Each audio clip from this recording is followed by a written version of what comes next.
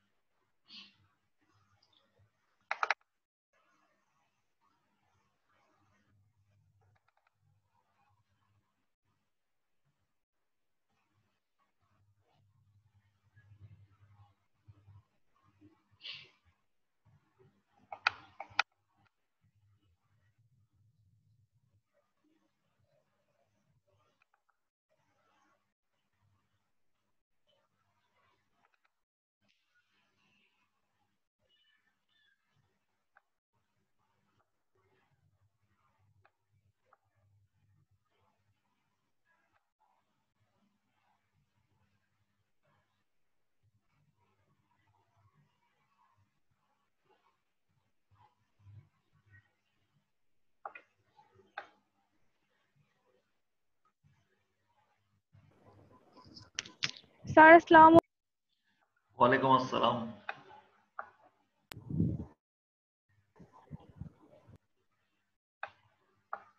মামুন, কতজন এই সেকশনের রেজিস্টার স্টুডেন্ট জানা আছে?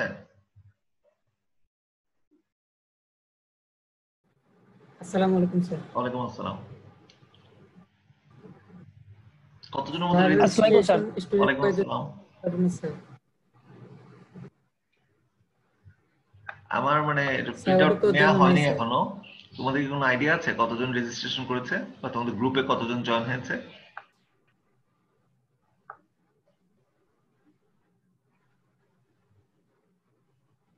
গ্রুপে তো স্যার এ সেকশন বি সেকশন অনেকেই জয়েন হয় স্যার, এটা তো আচ্ছা বলা ঠিক যায় আছে, না। যাক দু একটা ক্লাস যাক আর রেজিস্ট্রেশনও কমপ্লিট হোক পুরোপুরি, দেন আমি এটা প্রিন্ট আউট নিয়ে নেব। আর এমনিতে তো অ্যাটেন্ডেন্স তো আমার রেকর্ড থাকবেই, অসুবিধা নাই।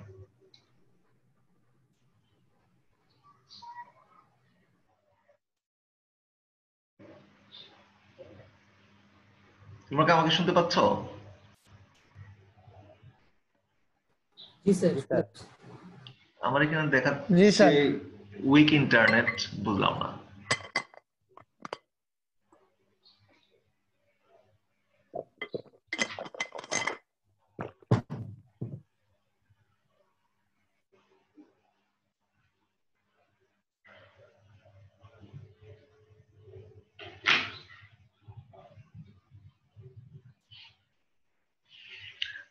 কি অবস্থা বলো তো, গত সেমিস্টারের রেজাল্ট কেমন ছিল?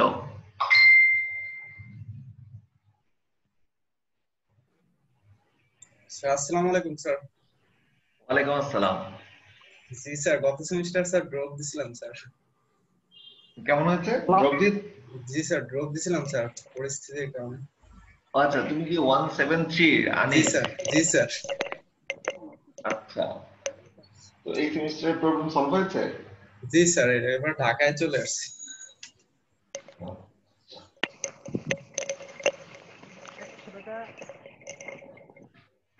গত সেমিস্টার স্যার আমার স্যার ভালোই গেছে স্যার, মোটামুটি স্যার এখন স্যার অভ্যস্ত হয়ে গেছে স্যার। তারপর রেজাল্ট কেমন ছিল তোমাদের? স্যার ভালোই মোটামুটি। জি স্যার, আমার ভালোই হয়েছে স্যার। আমার তো মনে হয় যে অন সাইটের ক্লাসের যেমন অনলাইনে তোমাদের রেজাল্ট ভালো হয়েছে বেশি। জি স্যার। কারণটা কি? আর থিওরিগুলি ছিল তো খালি, ল্যাব ছিল না। লেবার ছিল না স্যার, প্যারা স্যার ছিল। এটা ক্লাসগুলো কোনো আমরা কারণ? বারবার ল্যাব না থাকাটা কারণ? তার ল্যাবে ক্লাসগুলো অনেক ফোকাস করা লাগে। ল্যাব স্যার থিওরিতে স্যার এরকম দেওয়া যায় না। ক্লাসগুলো স্যার আমরা বারবার রেকর্ডিংটা দেখতে পারছি এবং আমাদের ওটা মনে থাকছে, এখন এক্সাম হয়তো ভালো হয়েছে। হুম, স্যার অনেক কিছু বাসায় তারপর থাকে। তোমাদের একটা বিশাল পার্সেন্টেজ ছিল অ্যাসাইনমেন্টে, যেটা হয়তো বাসায় বসে ঠান্ডা মাথায় করেছো, এটা জি স্যার, দুইবার রিভাইজ দেওয়া হয়েছে স্যার, অ্যাসাইনমেন্টও জি করছি, স্যার। এখনো করছি। তাই না? এমনিতে যত প্রিপারেশন নিয়ে আসো, পরীক্ষাটা একটা নির্দিষ্ট টাইমে পরীক্ষা দিতে হয় অন সাইটে থাকলে, সেক্ষেত্রে হয়তো কিছুটা সমস্যা হয়। এই কাউসার আহমেদ, মাইক বন্ধ কর, আওয়াজ হচ্ছে।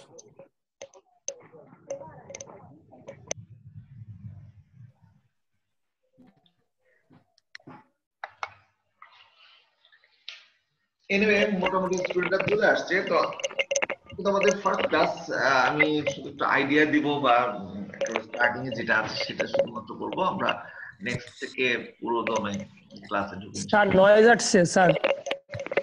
আমার দিক থেকে। কাউসার আহমেদ, ওকে তুমি মিউট করে দাও। এটা বলতে পারতেছি না কার দিক থেকে। আচ্ছা, কাউসার আহমেদ থেকে স্যার কাউসার আহমেদ স্যার। হ্যাঁ, এখন তো মনে মিউট আছে কাউসার। সবাই মিউট রেখুন, নিজেদেরকে জাস্ট কোনো কথা বলতে হলে দেন আনমিউট করে কথা বলুন, আদারওয়াইজ মিউট থাকলেই হবে।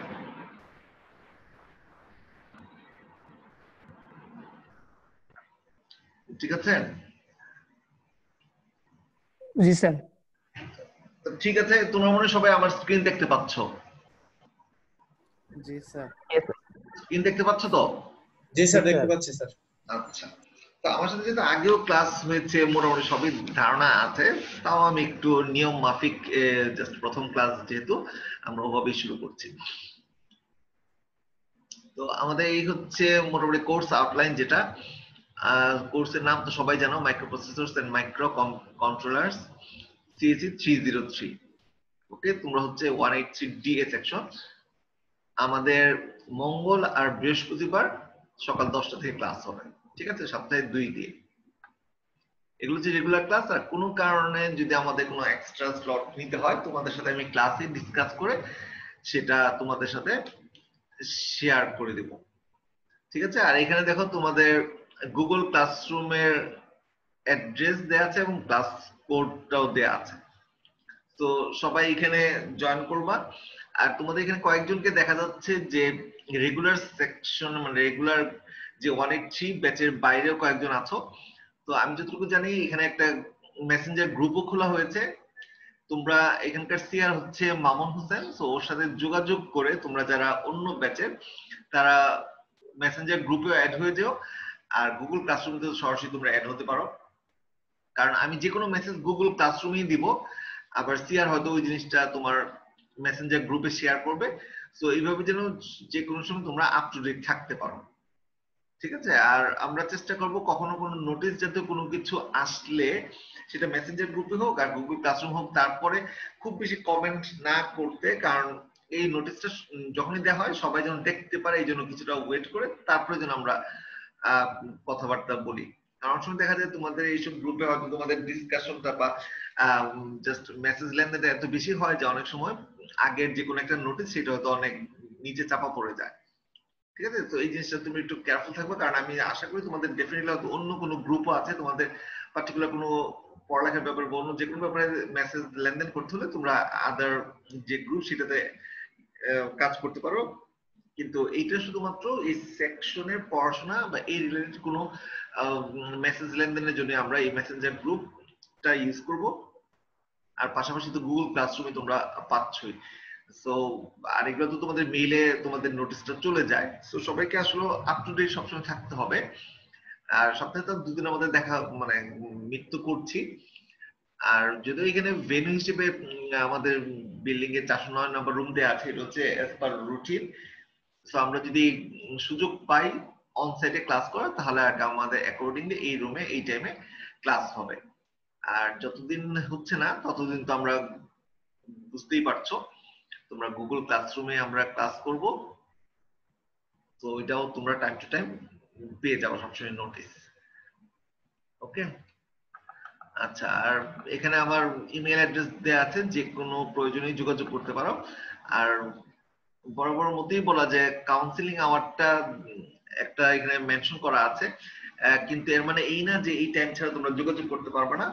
যে কোনো সময় আমার সাথে তোমরা যোগাযোগ করতে পারো, সেটা হয়তো ওই গ্রুপে তোমরা মেসেঞ্জারেও মেসেজ দিয়ে রাখতে পারো, গুগল ক্লাসরুমে কোনো কোশ্চেন দিয়ে রাখতে পারো, অথবা ইমেইল করতে পারো, যে কোনো ওয়েতে আমার সাথে যোগাযোগ করতে পারো।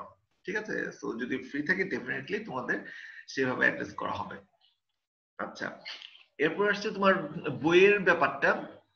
তো বইয়ের ব্যাপারে প্রথমে আমি বলে রাখি যে অন্য সময় আমি তোমাদের দেখা যেত বইয়ের পিডিএফটা তোমাদের সাথে আমি শেয়ার করতে পারতাম, কিন্তু এইবার এই যে ডগলাস ভি হলের যে মেইন টেক্সট বইটা, এটা কোনো অবস্থাতে আসলে পিডিএফ ভার্সনটা পাওয়া যাচ্ছে না। এখানে দেখা যাচ্ছে যে ঝামেলা হচ্ছে। এনিওয়ে, এটা খুব অ্যাভেলেবেল একটা বই, যদি সম্ভব হয় তোমরা অবশ্যই এটা কালেক্ট করার চেষ্টা করো, সিচুয়েশন নরমাল হলে বা যদি তোমাদের সুযোগ থাকে। আর এছাড়া যে কোনো সময় আমি তোমাদের যাই পড়াচ্ছি না কেন সেটা অবশ্যই পিডিএফ, পিপিটি বা যে কোনো ভাবে হোক সোর্সটা আমি তোমাদের সাথে গুগল ক্লাসরুমে শেয়ার করে রাখবো। এছাড়াও আরো দুটো বই আমি এখানে মেনশন করেছি। আর এটা তো জানোই আসলে এগুলা টেক্সট বই বা রেফারেন্স বই তোমাদের দেয়া হয় ঠিকই, কিন্তু অনেক সময় দেখা যায় তোমরা আসলে এগুলো ফলোই করো না, টোটালি ক্লাসটাকে জাস্ট তোমরা ফলো করে যাও। আমি বারবার কিন্তু বলছি যে যে কোনো জিনিসের নলেজ প্রপারলি গেইন করতে হলে কিন্তু তোমার বই গো থ্রু করতেই হবে। ঠিক আছে, তো এখানে আরো দুটো বই তোমার এখানে দেয়া আছে। আর এইসব ব্যাপার তো বুঝতেই পারছো, আমাদের এই কোর্সের রেশনাল আমরা এটা থেকে কি কি শিখবো জানবো। আর কোর্স ডেসক্রিপশনে হুবহু তোমাদের সিলেবাস বই, যেটা সিলেবাস বইয়ে যে টপিকগুলি মেনশন করে দেওয়া আছে সেগুলো এখানে দেওয়া হয়েছে, এবং আমরা চেষ্টা করব টাইম টু টাইম এই টপিক ওয়াইজ আমাদের সিলেবাসটা কমপ্লিট করতে। কোর্স ডেসক্রিপশন যা দেখতে পাচ্ছ। আর কোর্স আউটকামটা হচ্ছে তোমার এই সাবজেক্ট শেষে আমরা আসলে কি কি জিনিস অ্যাচিভ করব, মোটা দাগে কিছু এখানে মেনশন করা আছে। যেমন কোর্স আউটকাম 1 এ বলা হয়েছে analyse microprocessor building blocks, circuits and IO devices. একটা মাইক্রোপ্রসেসরের যে ব্লকগুলি আছে, সার্কিট, ইন্টারনাল ইনপুট আউটপুট যে ডিভাইসগুলো আছে, সেগুলোকে তুমি অ্যানালাইজ করতে পারবে যে কি কি আছে, কি তোমার লাগবে, কিভাবে কাজটা হবে সেই জিনিসটা। আর তোমার কোর্স আউটকাম 2 তে মেনশন করা হচ্ছে interconnect digital circuits to a microprocessor, যে অন্য কোনো একটা সার্কিট যদি তুমি কোনো একটা মাইক্রোপ্রসেসরের সাথে অ্যাড করতে চাও, কানেক্ট করতে চাও, সেটাও তুমি এই কোর্স থেকে জানতে পারবে। এবং formulate appropriate computing solution for a processor or control based application. এবং পরবর্তীতে যেটা হায়ার লেভেলে আমরা বলেছি বা কোর্স আউটকাম 3 তে বলা হয়েছে যে একটা কম্পিউটিং একটা সলিউশন তুমি দিতে পারবো কোনো একটা পার্টিকুলার প্রসেসরের জন্য অথবা কন্ট্রোলার বেসড কোনো অ্যাপ্লিকেশনের জন্য। কন্ট্রোলার বেসড অ্যাপ্লিকেশন তো তুমি আশা করি কিছুটা বুঝতে পারছো, যে এমন কিছু ডিভাইস বা আমরা কিছু তৈরি করি যেটা হয়তো একটা পার্টিকুলার কন্ট্রোলার ওইটাকে টোটালি কন্ট্রোল করে। ঠিক আছে, সো ওইটার জন্য তোমার এমন কিছু সলিউশন তুমি দিতে পারবা। খুব এটা যদি একটু হাই লেভেলে হয়ে যাচ্ছে, কিন্তু আমাদের টার্গেট থাকবে, দেখা যাক আমরা কতটুকু অ্যাচিভ করতে পারি। সো এইভাবে একটা ডিভাইসকে যেন পুরোপুরি ভাবে আমরা কন্ট্রোল করতে পারি সেটা আমরা চেষ্টা করব। ঠিক আছে, তো এই হচ্ছে আমাদের কোর্স আউটকাম। আর এরপর যে টিচিং মেথড, এটা তো মোটামুটি একই রকম, বুঝতেই পারছো। যদি আমরা গুগল ক্লাসরুমে থাকি, অনলাইনে যদি আমাদের ক্লাস হয়, তাহলে আমরা প্রত্যেকদিন এইভাবেই গুগল ক্লাসরুমে মিট করব। আর এছাড়া তোমাদের যখন কোনো কারণে কথা বলতে হবে, তখন তোমরা হ্যান্ড রেজ করতে পারো, অথবা তোমাদের আনমিউট যে অপশনটা আছে সেটা ইউজ করে তোমরা কথা বলতে পারো। পরবর্তীতে যেটা দেওয়া আছে যে ক্লাস ওয়াইজ কিছু ওখানে লেকচার প্ল্যান বলা হয়েছে, এটাও তোমার বই থেকেই সবগুলো নেওয়া হয়েছে। আসলে এখানে আমাদের কয়েকটা চ্যাপ্টার খুব বেশি ইম্পর্টেন্ট এবং সেগুলো আমাদের খুব বেশি ইলাবোরেটলি পড়তে হবে। আর একটা জিনিস এখানে খেয়াল করে, এখানে প্রবলেমস এর মধ্যে আমি আসলে গতবারও তোমাদের কিছু প্রবলেম মেনশন করে দিয়েছি, কিন্তু এরপর দেখা গেছে যে তোমরা আসলে কিছুই সেইভাবে করো না। তো যাই হোক, এবার আমি চেষ্টা করবো ক্লাসে কিছু কিছু প্রবলেম মেনশন করতে, সেই জন্য আমি এখানে আর কেউ ওইভাবে পার্টিকুলার নাম মেনশন না করে পরবর্তীতে এটা আমি অ্যাড করতে পারি। তো আপাতত এখানে আমি লিখে রেখেছি problem solving in the class. ঠিক আছে, সো কিছু হয়তো প্রবলেম আমরা করব, কিছু প্রবলেম তোমাদের দেয়া হবে, সেইভাবে আমরা এই প্রবলেমগুলি আমরা সলভ করব। আর টপিকগুলি এখানে মেনশন করা হয়েছে, কোন কোন জায়গায় দেখবো হয়তো ব্র্যাকেটে R1 R2 এইসব দেওয়া আছে, এগুলো বুঝতেই পারছো, রেফারেন্স 1 অথবা রেফারেন্স 2। আর যেসব জায়গায় কিছু মেনশন করা নেই সেটা আমরা টেক্সট বই থেকে ফলো করার চেষ্টা করব। ওকে, এইভাবে মোটামুটি আমাদের দেয়া আছে। আচ্ছা, এরপর হচ্ছে অ্যাসেসমেন্ট মার্কস ডিস্ট্রিবিউশন। এই ব্যাপারগুলি সবাই তোমরা জানো। ক্লাস অ্যাটেন্ডেন্স যে এত সহজ একটা জিনিস, শুধুমাত্র তোমরা ক্লাসে অ্যাটেন্ড করলেই তোমরা 5টা মার্কস পেয়ে যাচ্ছ। সেমিস্টার শুরুতে তোমাদের থাকে এক রকমের অবস্থা, আর যতই সেমিস্টারটা আস্তে আস্তে পিছনের দিকে যায়, শেষের দিকে যায়, তখন দেখা যায় তোমাদের অবস্থাটা অনেক বেশি করুণ হয়ে যায়। এটা আমি আসলেই জানি না যে কারণটা কি।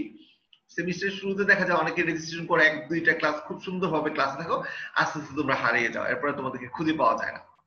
ঠিক আছে, এই ব্যাপারটা খুব বেশি অ্যালার্ট থাকবো, কারণ আমি বারবার বলছি যে অনলাইনে হওয়াতে তোমরা কি মনে করো যায় না, একটা সেমিস্টার তো পুরোপুরি অনলাইনে আমরা পাস করলামই, তোমাদেরও অভিজ্ঞতা হয়েছে, টিচারদেরও হয়েছে। সো আমরা আসলে দেখতেছি এর সাথে অন সাইটে আমরা যে এমন খুব কিছু মিস করছি, জাস্ট আমাদের ফিজিক্যাল হয়তো দেখা সাক্ষাৎটা হচ্ছে না, আদারওয়াইজ কিন্তু বাকি সমস্ত কিছু আমরা অনলাইনে ডিল করতে পারি, তাই না? সো তোমরা বরং আরো, আমি বিশ্বাস করি যেটা যে অনলাইনে আসলে আরো সুবিধাটা আমার মনে হয় অনেক বেশি, যে তোমরা কোনো একটা ক্লাস কোনো কারণে মিস হয়ে গেলেও তোমরা টোটাল ক্লাসটা রেকর্ড ভার্সনটা পেয়ে যাচ্ছ।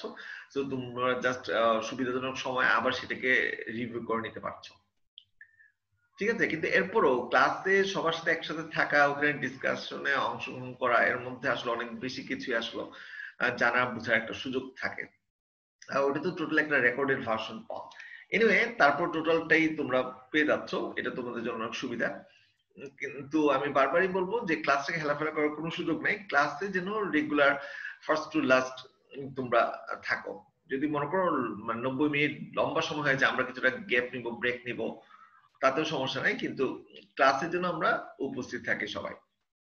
আর ইন্ডিভিজুয়াল প্রেজেন্টেশন, গতবার যেহেতু আমার সাথে তোমরা ক্লাস করেছো, নিশ্চয়ই অনেকেরই মনে আছে শেষের দিকে তোমাদের তাড়াহুড়া লেগে যায়।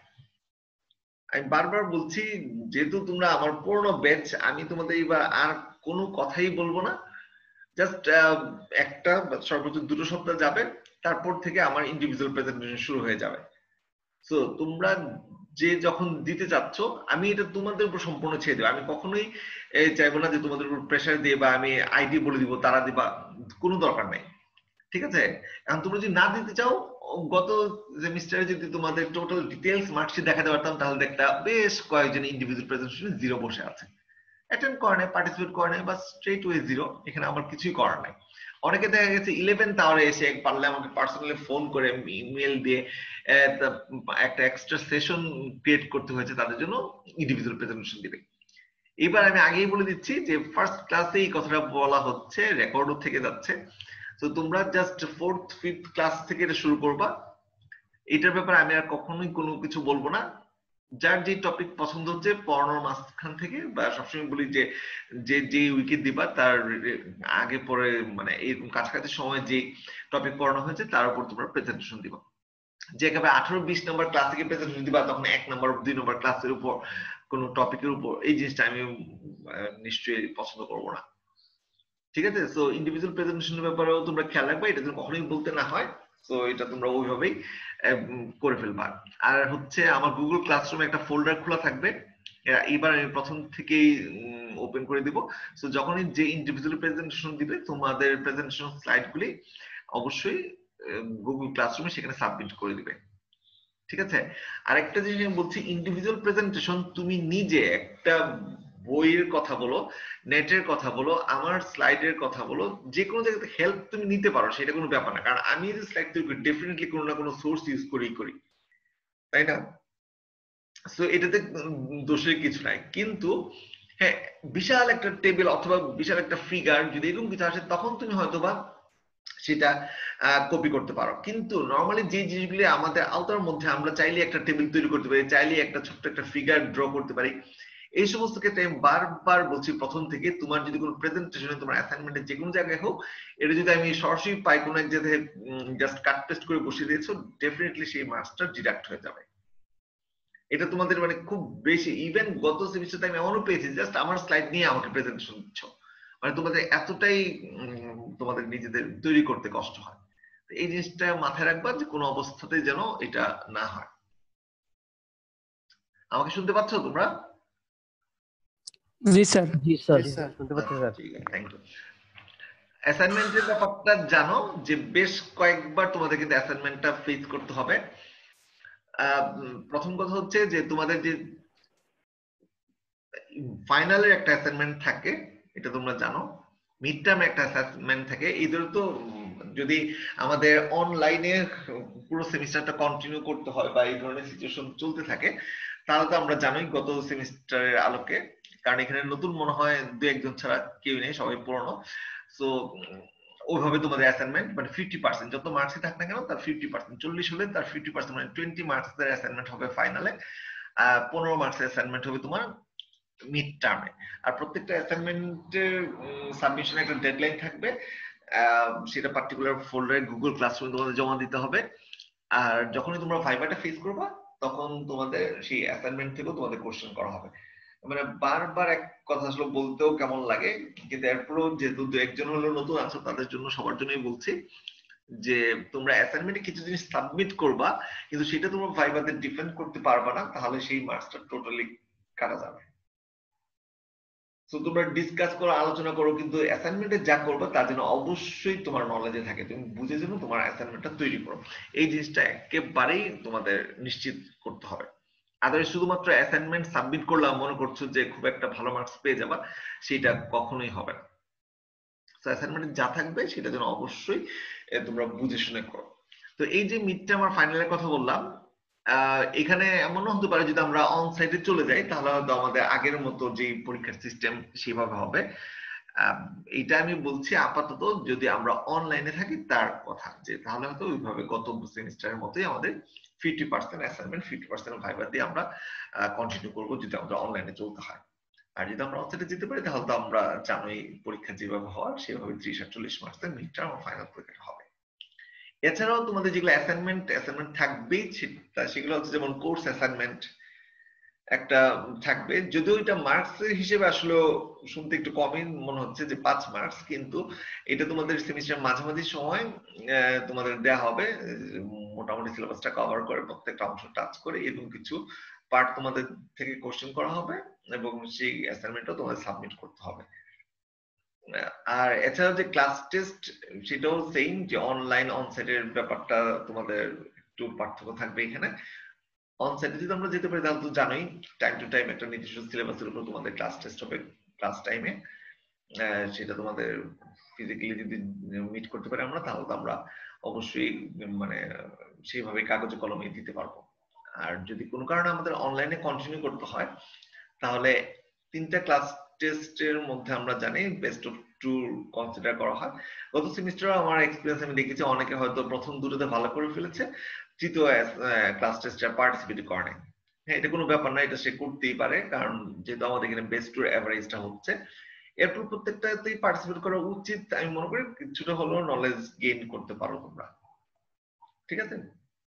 সো এই হচ্ছে ক্লাস টেস্টের ব্যাপার। আর যদি ক্লাস টেস্ট আমাদের অনলাইনে দিতে হয় তাহলে এই তো বললাম একটা তোমার টোটালে হবে ভাইভা, আর আরেকটা ক্লাস টেস্ট হবে তোমার সেরকম যে একটা অ্যাসাইনমেন্ট থাকবে, সেই অ্যাসাইনমেন্ট এবং রিলেভেন্ট যে টপিক গুলির উপর সিলেবাসটা থাকবে সিটি2 তার উপর তোমার ভাইভা হবে। তার মানে একটা হচ্ছে টোটালি ভাইভা আর একটা হবে ভাইভা প্লাস অ্যাসাইনমেন্ট সাবমিশন। আর একটা আমরা চেষ্টা করব আমাদের গুগল ক্লাসরুমে গুগল ডক তৈরি করে ওইভাবে তোমাদের ক্লাস টাইমে তোমাদের পরীক্ষা নিতে। তবে অবশ্যই আমি আশা করব সবাই তোমরা সেই সময় তোমাদের ক্যামেরা অন করে পরীক্ষায় পার্টিসিপেট করবে। এছাড়া যখন তোমরা বিভিন্ন ভাইভাতে অ্যাটেন্ড করবে অবশ্যই আমি আশা করব তোমরা আগে থেকেই, কারণ যেহেতু একটা সেমিস্টার অলরেডি তোমাদের এক্সপেরিয়েন্স আছে, অনেক সময় তোমরা বলো যে এই সমস্যা সেই সমস্যা, এইবার তো আমি আশা করবো তোমরা সেই সমস্যাগুলো উঠে তোমরা সবাই সময় মতো তোমরা ক্যামেরা অন করতে পারবা। যখন তোমরা ক্লাস টাইমে ঠিক আছে লাগবে না, প্রয়োজন হলে আমি বললে সেটা ডিফারেন্ট থিং, আদারওয়াইজ তোমরা জাস্ট এমনি পার্টিসিপেট করতে পারো। কিন্তু যখন আমাদের কোনো ভাইভাতে আমরা মিট করব তখন যেন অবশ্যই স্টুডেন্টদেরকে আমরা দেখতে পারি, ঠিক আছে? তো সেই প্রিপারেশন তোমাদের রাখতে হবে। ওকে, সো এই হচ্ছে আমাদের মার্কস ডিস্ট্রিবিউশন। এই ব্যাপারগুলি গত সেমিস্টারের মধ্যে সবগুলি জানো। আর কোনটা দিয়ে আমরা কোন সিও গুলো অ্যাচিভ করব সেগুলো এই টেবিল থেকে আমরা বুঝতে পারছি। আর এছাড়া যে প্রোগ্রাম অবজেক্টিভ সেখানেও এগুলো কিছু জিনিস মেনশন করা আছে। এই এই হচ্ছে মোটামুটি আমাদের কোর্সের আউটলাইন। ঠিক আছে, CSC 303 microprocessor and microcontroller. তো কোর্স আউটলাইন নিয়ে কোনো কথা?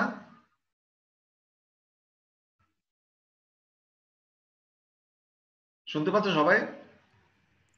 জি স্যার, শুনতে পাচ্ছি স্যার। জি স্যার, শুনতে পাচ্ছি। আচ্ছা ঠিক আছে, ধন্যবাদ। আর ওই ব্যাপারটা আশা করি সবাই মেনটেন করছো। ক্লাসে যখন জয়েন করবা সবাই তোমার আইডিটা ম্যান্ডেটরি এবং সেই সাথে নাম দিতে পারো, কিন্তু আইডিটা হচ্ছে ম্যান্ডেটরি। কেউ যেন অন্য কোনো ভাবে বা এমন ভাবে জয়েন না করো যাতে আমি রিকগনাইজ করতে না পারি। ঠিক আছে? আইডি আনিসুর রহমান, তুমি কি আইডি দিয়েছো? তুমি মোস্ট প্রবাবলি আইডি দাও নাই। জি জি স্যার, আমার নামের শেষে আইডি আছে। আচ্ছা, নামের শেষে আছে তোমার নামটা, এত বড় আইডির পিছনে 170। ঠিক আছে, দেখতে পেরেছি। তো অবশ্যই এই কাজটা করবা, এবং নতুন যদি কেউ থেকে থাকো তাদের কাছে ওই মেসেজটা যেন পৌঁছে যায়। তোমরা অবশ্যই তোমাদের আইডিটা থাকবে, সাথে তোমরা নামটা দিতে পারো। ওকে, এবার মনে হয় তোমাদের সেকশন এ সেকশন বি কিছুটা মার্জ বা ওই ধরনের হয়েছে, তাই না? আগের মতো তো তোমরা সবাই একই রকম অবস্থায় না মনে হচ্ছে। জি স্যার, চেঞ্জ হয়েছে। চেঞ্জ কি নিজেদের সুবিধা মতো করে তোমার ক্লাসের জন্য এইভাবে নাকি? না স্যার, রেজিস্ট্রেশন আগে পরে করছে, সেকশন যেটা পাইছে স্যার। আচ্ছা আচ্ছা, প্রথমে মনে এ সেকশন ফিল আপ করে দেন বি সেকশনে দিয়েছে। জি স্যার। আচ্ছা,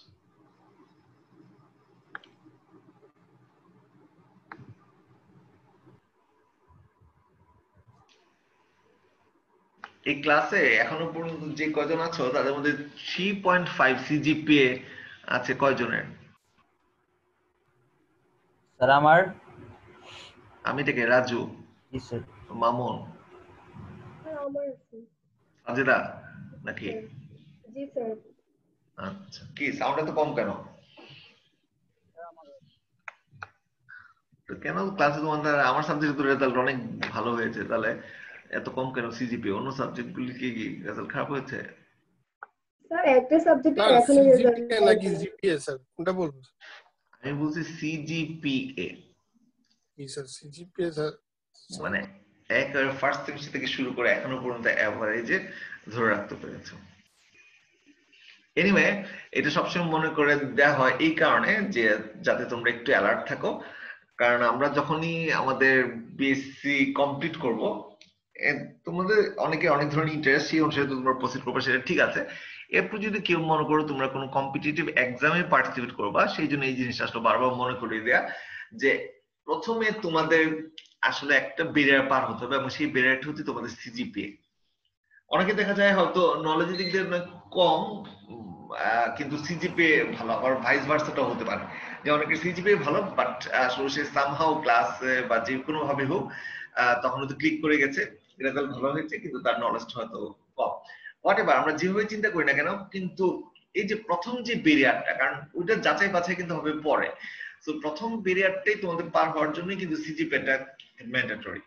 ঠিক আছে? এই জন্য প্রত্যেক সেমিস্টারে এই জিনিসটা তোমাদের বারবার বারবার একটু রিমাইন্ডার দেওয়া হয় যে একটা মিনিমাম একটা সিজিপিএ যেন তোমরা মেনটেন করো। ক্লাসে তোমাদের অনেকের দেখা যায় সে নিজে সিজিপিএ, তারা কি লাইফে কিছু করবে না? ডেফিনেটলি তারাও লাইফে কিছু করবে, তাদের হয়তো ডিফারেন্ট অ্যাম্বিশন থাকতে পারে, অন্য কিছু পরিচিতর মাধ্যমে তারা কোনো না কোনো জায়গায় ইনভলভ হয়, তারপর দেখা যায় লাইফে অনেক ভালো করে শাইন করে, সেটা ডিফারেন্ট থিং। তাই আমি জাস্ট ওভারঅল একটা কমন কথা বলছি যে যে কোনো কম্পিটিটিভ এক্সামে আমরা পার্টিসিপেট করতে গেলে প্রথম যে আমাদের জিনিসটা লাগে সেটা হচ্ছে সিজিপিএ। সো এই জন্যই সবসময় একটা মিনিমাম সিজিপিএ মেনটেন করে দেন তোমরা আদার কিছুতে ইনভলভ হও। সো ওই সিজিপিএ এর জন্য তোমাদের ঠিক থাকে, সেইভাবে সবসময় তোমরা অ্যালার্ট থাকবে। 72 রাজু আহমেদ, আর কিছু বলবা তুমি? তাহলে হ্যাঁ। আসসালামু আলাইকুম স্যার। স্যার ভালো আছেন আপনি? আচ্ছা, আলহামদুলিল্লাহ। তোমরা সবাই ভালো? স্যার ভালো লাগতেছে স্যার, আপনাকে আবার পাইছি স্যার। হ্যাঁ সেটাই। এনিওয়ে, তুমি হ্যান্ড রেজ অপশনটা অমিট করে দাও। হ্যাঁ সারতাজ, আমি কম্পিউটার আর্কিটেকচার কোর্সটা কমপ্লিট করিনি, তো আমার জন্য কি মাইক্রোপ্রসেসর এর জন্য কোনো এফেক্ট হবে? আসলে এটা প্রি রিকুইজিট কম্পিউটার আর্কিটেকচার না, কিন্তু আবার ধরো DLD. So DLD computer architecture microprocessor এগুলো আছে মানে কি বলবো ওয়ান আফটার অ্যানাদার যে পরপর যে কোর্সগুলি সেরকম একটা কোর্স ক্যাটাগরিতে পড়ে যায়। তো আমাদের আসলে অনেক নলেজই আসলে আমাদের কম্পিউটারে লাগবে, আর্কিটেকচার লাগবে, অনেক কিছু হয়তো ডিএলডি লাগবে। যাই হোক এখন সরাসরি এখানে আমি তোমাকে বলতে পারবো না যে না তুমি করতে অবশ্যই তুমি পারবা, হ্যাঁ কিছু তো এফেক্ট করবেই তোমাকে। তো সেই জিনিসগুলো যদি তুমি একটু এক্সট্রা এফোর্ট দাও আশা করি তুমি সে ওভারকাম করতে পারবা। আমি যতটুকু মনে করতে পারছি তুমি কম্পিউটার আর্কিটেকচার তো রেজিস্ট্রেশন করেছিলে মনে হয়, শেষমেশ কমপ্লিট করা নাই নাকি? না স্যার, রেজিস্ট্রেশন করেছিলে আর্কিটেকচার না রেজিস্ট্রেশন করা নাই? না স্যার করিনি। রেজিস্ট্রেশন তুমি করো নাই, তো তুমি কি গত সেমিস্টারটা করেছো না? তাও মানে গত সেমিস্টার ক্রেডিটই কম নিয়েছিলাম স্যার। আচ্ছা কি কি কোর্স ছিল গত সেমিস্টার তোমার? স্যার আমি 191 ব্যাচের, আমার ছিল হচ্ছে অ্যালগরিদম, তারপরে ডেটা কমিউনিকেশন, কম্পিউটার আর্কিটেকচার, আর হচ্ছে ট্রিপলি সেকেন্ড ট্রিপলি কোর্সটা আমাদের। মানে ডেটা কম তুমি করেছো তোমরা? জি স্যার। আচ্ছা তো 183 বাকিটা তো মানে এই সেমিস্টারে ডেটা কম করতেছো? জি স্যার। জি তাই না? জি স্যার। তো ফিহামে কি ওটা অফার কোর্স ছিল নাকি তুমি? জি স্যার অফার কোর্স ছিল। আচ্ছা ওই যে গতবার যে আসলে আমাদের ল্যাব ছাড়া অফার করতে হয়েছে যার ফলে হয়তো কিছুটা উলটপালট হয়ে গেছে আগে পরে কোর্সের ব্যাপার। এনিওয়ে তুমি থাকো এবং তুমি কিছুটা এক্সট্রা এফোর্ট দিলে আশা করি তোমার সমস্যা হবে না, আমরা প্রসিড করতে পারবো।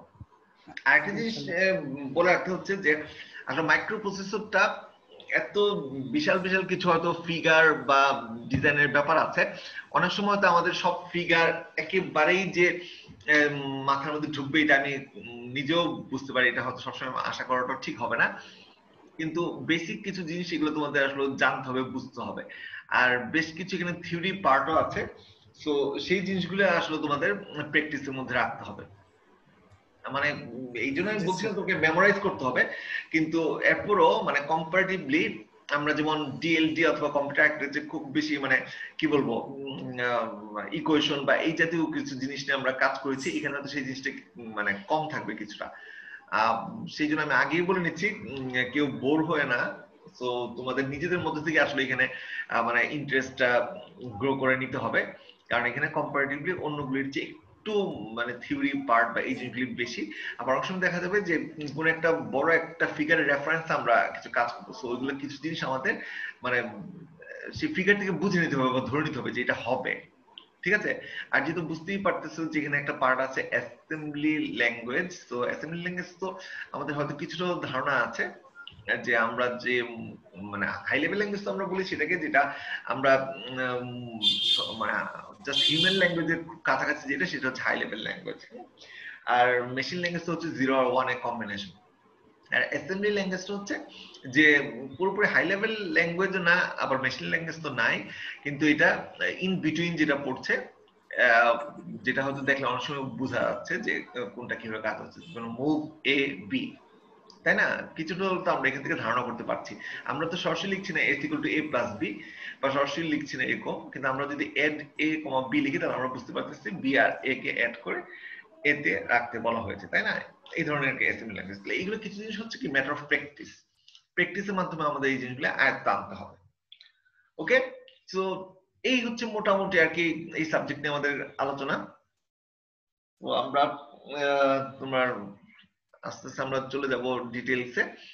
আর টাইম টু টাইম আমি তোমাদের তো গুগল ক্লাসরুম সবকিছু আপলোড দিব, সো ওই পর্যন্ত আর কি। আর যখন তোমরা যেটা পাবা চেষ্টা করবে সেটাকে একটু ভালো করে দেখে রাখতে, তাহলে তোমাদের আসলে কোশ্চেন করার কথাই বলো অথবা পরবর্তীতে তোমরা যখন কোনো ফিডব্যাক দিবা, কোনো এক্সামে পার্টিসিপেট করবা, সেই জিনিসটা তোমরা ভালো করতে পারবা। কোনো কিছু জমায় রাখা আসলে লাভ নাই যে না ঠিক আছে পেয়ে গেলাম আমরা পরে পড়ে নিবো বা ইত্যাদি।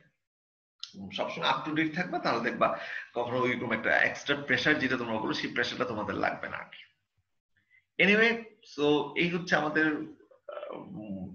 কম্পিউটার মাইক্রোপ্রসেসর মাইক্রো কন্ট্রোলারের তোমার কোর্স আউটলাইন। ওকে, সো যারা এখানে আসছো সবাই গুগল ক্লাসরুমে জয়েন করেছো তো? জি স্যার। আচ্ছা, তবে ডেফিনেটলি তোমাদের অ্যাটেন্ডেন্স আমার মনে হয় সবাই এখানে আসে নাই, কারণ 18 জনকে দেখা যাচ্ছে। তো সিআর বা সবারই দায়িত্ব, গ্রুপে যারা আছে বা সেকশনে যারা অ্যাড হয়েছে, তোমরা নিশ্চয়ই জানো যে তোমাদের ফ্রেন্ড কারা কারা কারা রেজিস্ট্রেশন করেছে, তো তাদেরকে অবশ্যই ইনফর্ম করে দিবা যে ক্লাস শুরু হয়েছে এবং অবশ্যই যেন সময় মতো ক্লাসে উপস্থিত থাকে। যে আমরা ঠিক আছে অনলাইনে আছি, আমরা পাবো এই জিনিসটা, এই জন্য আমাদের ক্লাস করার কোনো দরকার নেই, এই মেন্টালিটি থেকে তোমাদের বের হয়ে আসতে হবে। ক্লাসের সময় যেন আমরা সবাই ক্লাসে থাকি। আর যে যে ক্যাটাগরিতে আমরা মার্কস গুলি অ্যাচিভ করতে পারবো, তো ওইগুলো আমি তো বারবারই বলছি, তোমরা অনেক পুরনো স্টুডেন্ট, তোমরা কম বেশি সবাই জানো।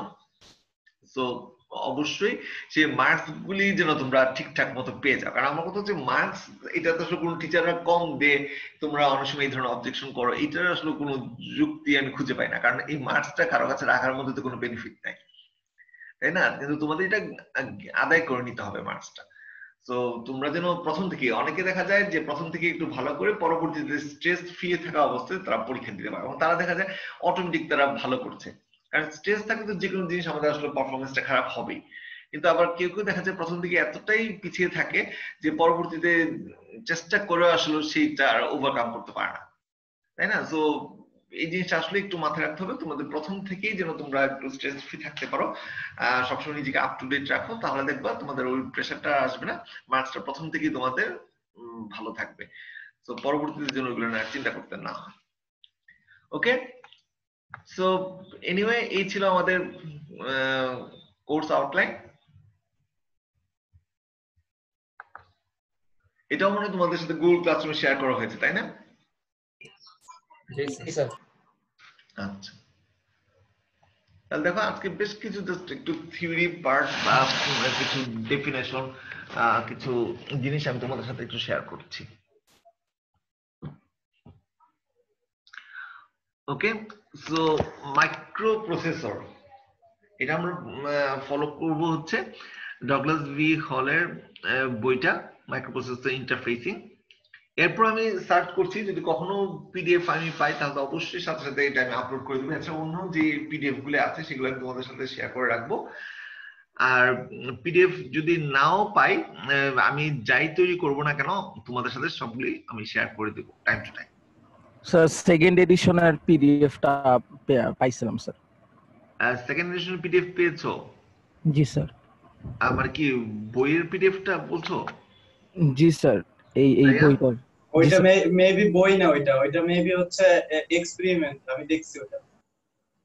আমিও কেন যেন এটাই মনে হচ্ছিল, কারণ স্যার বইটা পাই না। আচ্ছা, এনিওয়ে যদি কেউ পেয়ে থাকো তাহলে আমি রিকোয়েস্ট করবো একটু আমার সাথে শেয়ার করতে। আমি আগে নিজে দেখবো, দেখে যদি দেখি যে সব ঠিক আছে তাহলে আমি তোমাদের সাথে গুগল ক্লাসরুমে শেয়ার করবো। তাহলে তাই তোমার কাছে তো নিশ্চয়ই আমার ইমেল অ্যাড্রেসটা আছে, তাই না? জি স্যার। স্যার আমি কিছুক্ষণ আগে ডাউনলোড করছি, তো আমার চেক করা হয়নি, তো স্যার চেক করে আমি। ঠিক আছে, অসুবিধা নাই। ঠিক আছে, তুমি যেটাই পেয়েছো সেটা বই হোক বা এক্সপেরিমেন্ট হোক, হোয়াটএভার, তুমি আমার সাথে শেয়ার করে রাখো মেইলে, ঠিক আছে? Okay sir. ওকে, বা অন্য কেউ যদি কখনো মনে করো পেয়ে থাকো তার সাথে সাথে আমার সাথে এটা শেয়ার করো। ডগলাস ভি হল, এটা অন্য পিডিএফ গুলি পাওয়া যায়, কিন্তু ডগলাস ভি হল এটা আমি আর কি এখনো কোনো পাইনি। এনিওয়ে কেউ যদি পেয়ে থাকে তাহলে খুবই ভালো, এটা আমার সাথে একটু শেয়ার করে রাখবা। এনিওয়ে, সো দেখো মাইক্রো প্রসেসরের বেসিক কিছু জিনিস নিয়ে আমরা একটু কথা বলি আজকে। So microprocessor, this is actually the core of computer system. Okay, computer system একটা বেসিক যেটা সেটাই হচ্ছে তোমার মাইক্রোপ্রসেসর। এছাড়াও দেখো কি বলা হচ্ছে যে আজকালকার দিনে অনেক ডিজিটাল এন্টারটেইনমেন্ট, পোর্টেবল ডিভাইস, এগুলো সবকিছু তোমার কন্ট্রোল হচ্ছে মাইক্রোপ্রসেসর দিয়ে। শুধু যদি আমরা কম্পিউটার চিন্তা করবো তা না, এছাড়াও তোমার অনেক ডিভাইস যেটা কিনা মাইক্রোপ্রসেসর দিয়ে তোমার চালিত হয়, ঠিক আছে? তো এটা খুবই ইম্পর্টেন্ট একটা পার্ট। আর হচ্ছে তুমি অ্যাজ এ ডিজাইনার তোমাকে আসলে জানতে হবে আমার একটা কম্পোনেন্টস বা একটা ডিভাইস তৈরি করতে কি কি কম্পোনেন্ট লাগবে এবং কোন কম্পোনেন্ট নিলে আমার সার্কিটটা ছোট হবে, সার্কিটটা সহজ হবে, কমপ্লেক্সিটি কম হবে, কস্ট কম হবে ইত্যাদি। তাহলে এই নলেজ গুলি হচ্ছে তোমার আসলে মাইক্রোপ্রসেসর থেকে তুমি লার্ন করতে পারো, ঠিক আছে? তো আমি যে কম্পিউটারের কথাও বলি, তাহলে কম্পিউটারের জন্য সবচেয়ে কোর পার্ট হচ্ছে তোমার মাইক্রোপ্রসেসর। শুধু কম্পিউটার যে তাই নয়, এছাড়াও অনেক ডিজিটাল ডিভাইস, পোর্টেবল ডিভাইস বা এমন কোনো পার্টিকুলার একটা ডিভাইস যেটা কিনা কন্ট্রোল হয় টোটালি মাইক্রো প্রসেসর দিয়ে, এমন কিছু আমাদের আছে। আর হচ্ছে ডিজাইনার হিসেবে তোমাকে জানতে হবে যে কোন কোন কম্পোনেন্টস, কোন কোন ডিভাইস তোমার লাগবে, এবং তার জন্য তোমার মানে সার্কিটটা কত সহজ হবে, ইজিয়ার হবে, এবং সেই সাথে তোমার কষ্ট মিনিমাইজ হবে। এই জিনিসগুলো তোমাকে জানতে হবে মাইক্রোপ্রসেসরের মাধ্যমে।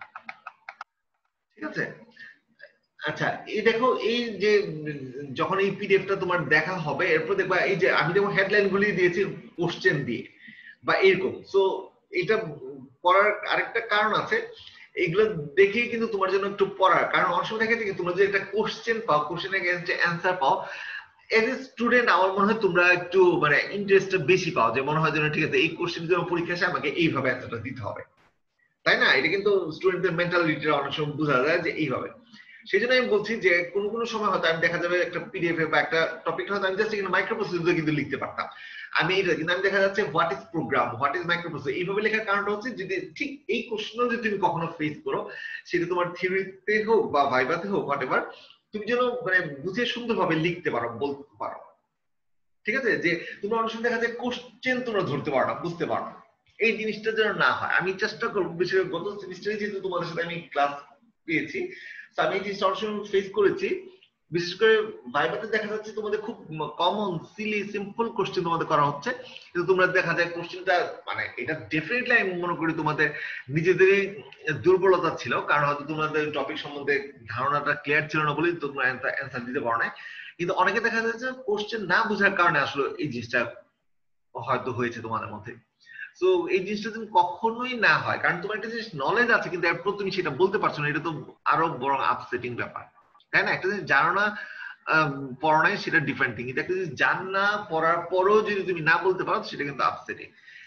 সেই জন্য বেশ কিছু এবার আমি হয়তো কোশ্চেন তোমাদের থ্রো করবো, এবং কোশ্চেনের সাথে সাথে তোমাদের সেগুলো অ্যান্সার নিয়ে আমরা আলোচনা করবো, যাতে ঠিক ওই টাইপের যদি কোনো কোশ্চেন তুমি অ্যাসাইনমেন্টে বলো বা ইভেন ভাইভাতে ফেস করো, তাহলে যদি তুমি সুন্দরভাবে অ্যান্সার দিতে পারো।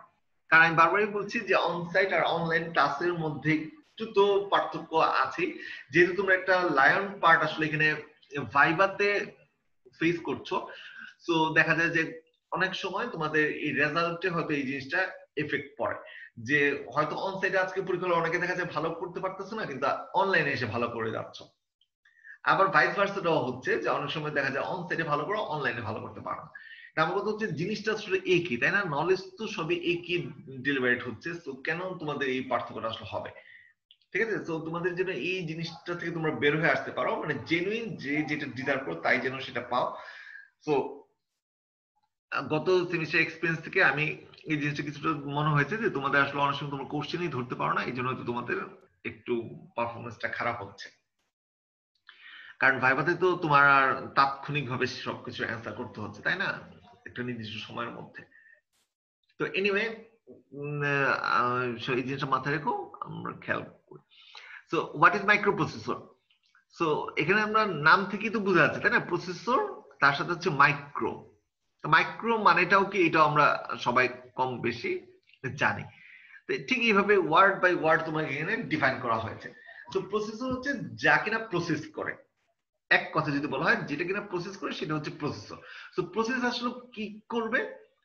একটা ডিভাইসের কথা যদি আমরা চিন্তা করি, সেটা কি প্রসেস করবে? ডেফিনেটলি নাম্বারকে প্রসেস করবে, ইনফরমেশনকে মানে নাম্বারকে বা ডেটাকে প্রসেস করবে, ডেটাকে প্রসেস করে আমাদের সাথে যেটা শেয়ার করবে, দ্যাট ইজ কল্ড ইনফরমেশন, তাই না? এই যে ডেটাগুলি, এই ডেটাগুলি আবার আমরা কি ফরম্যাটে পাবো? মানে অন অফ 0 1 এই ফরম্যাটে আমরা ডেটাগুলি পাবো। দ্যাট ইজ হচ্ছে প্রসেসর, যেটা কিনা প্রসেস করবে। মানে খুব সহজ ভাবে যদি তুমি অ্যান্সার করতে চাও। আবার টু মিনস প্রসেস মিনস হচ্ছে ম্যানিপুলেট।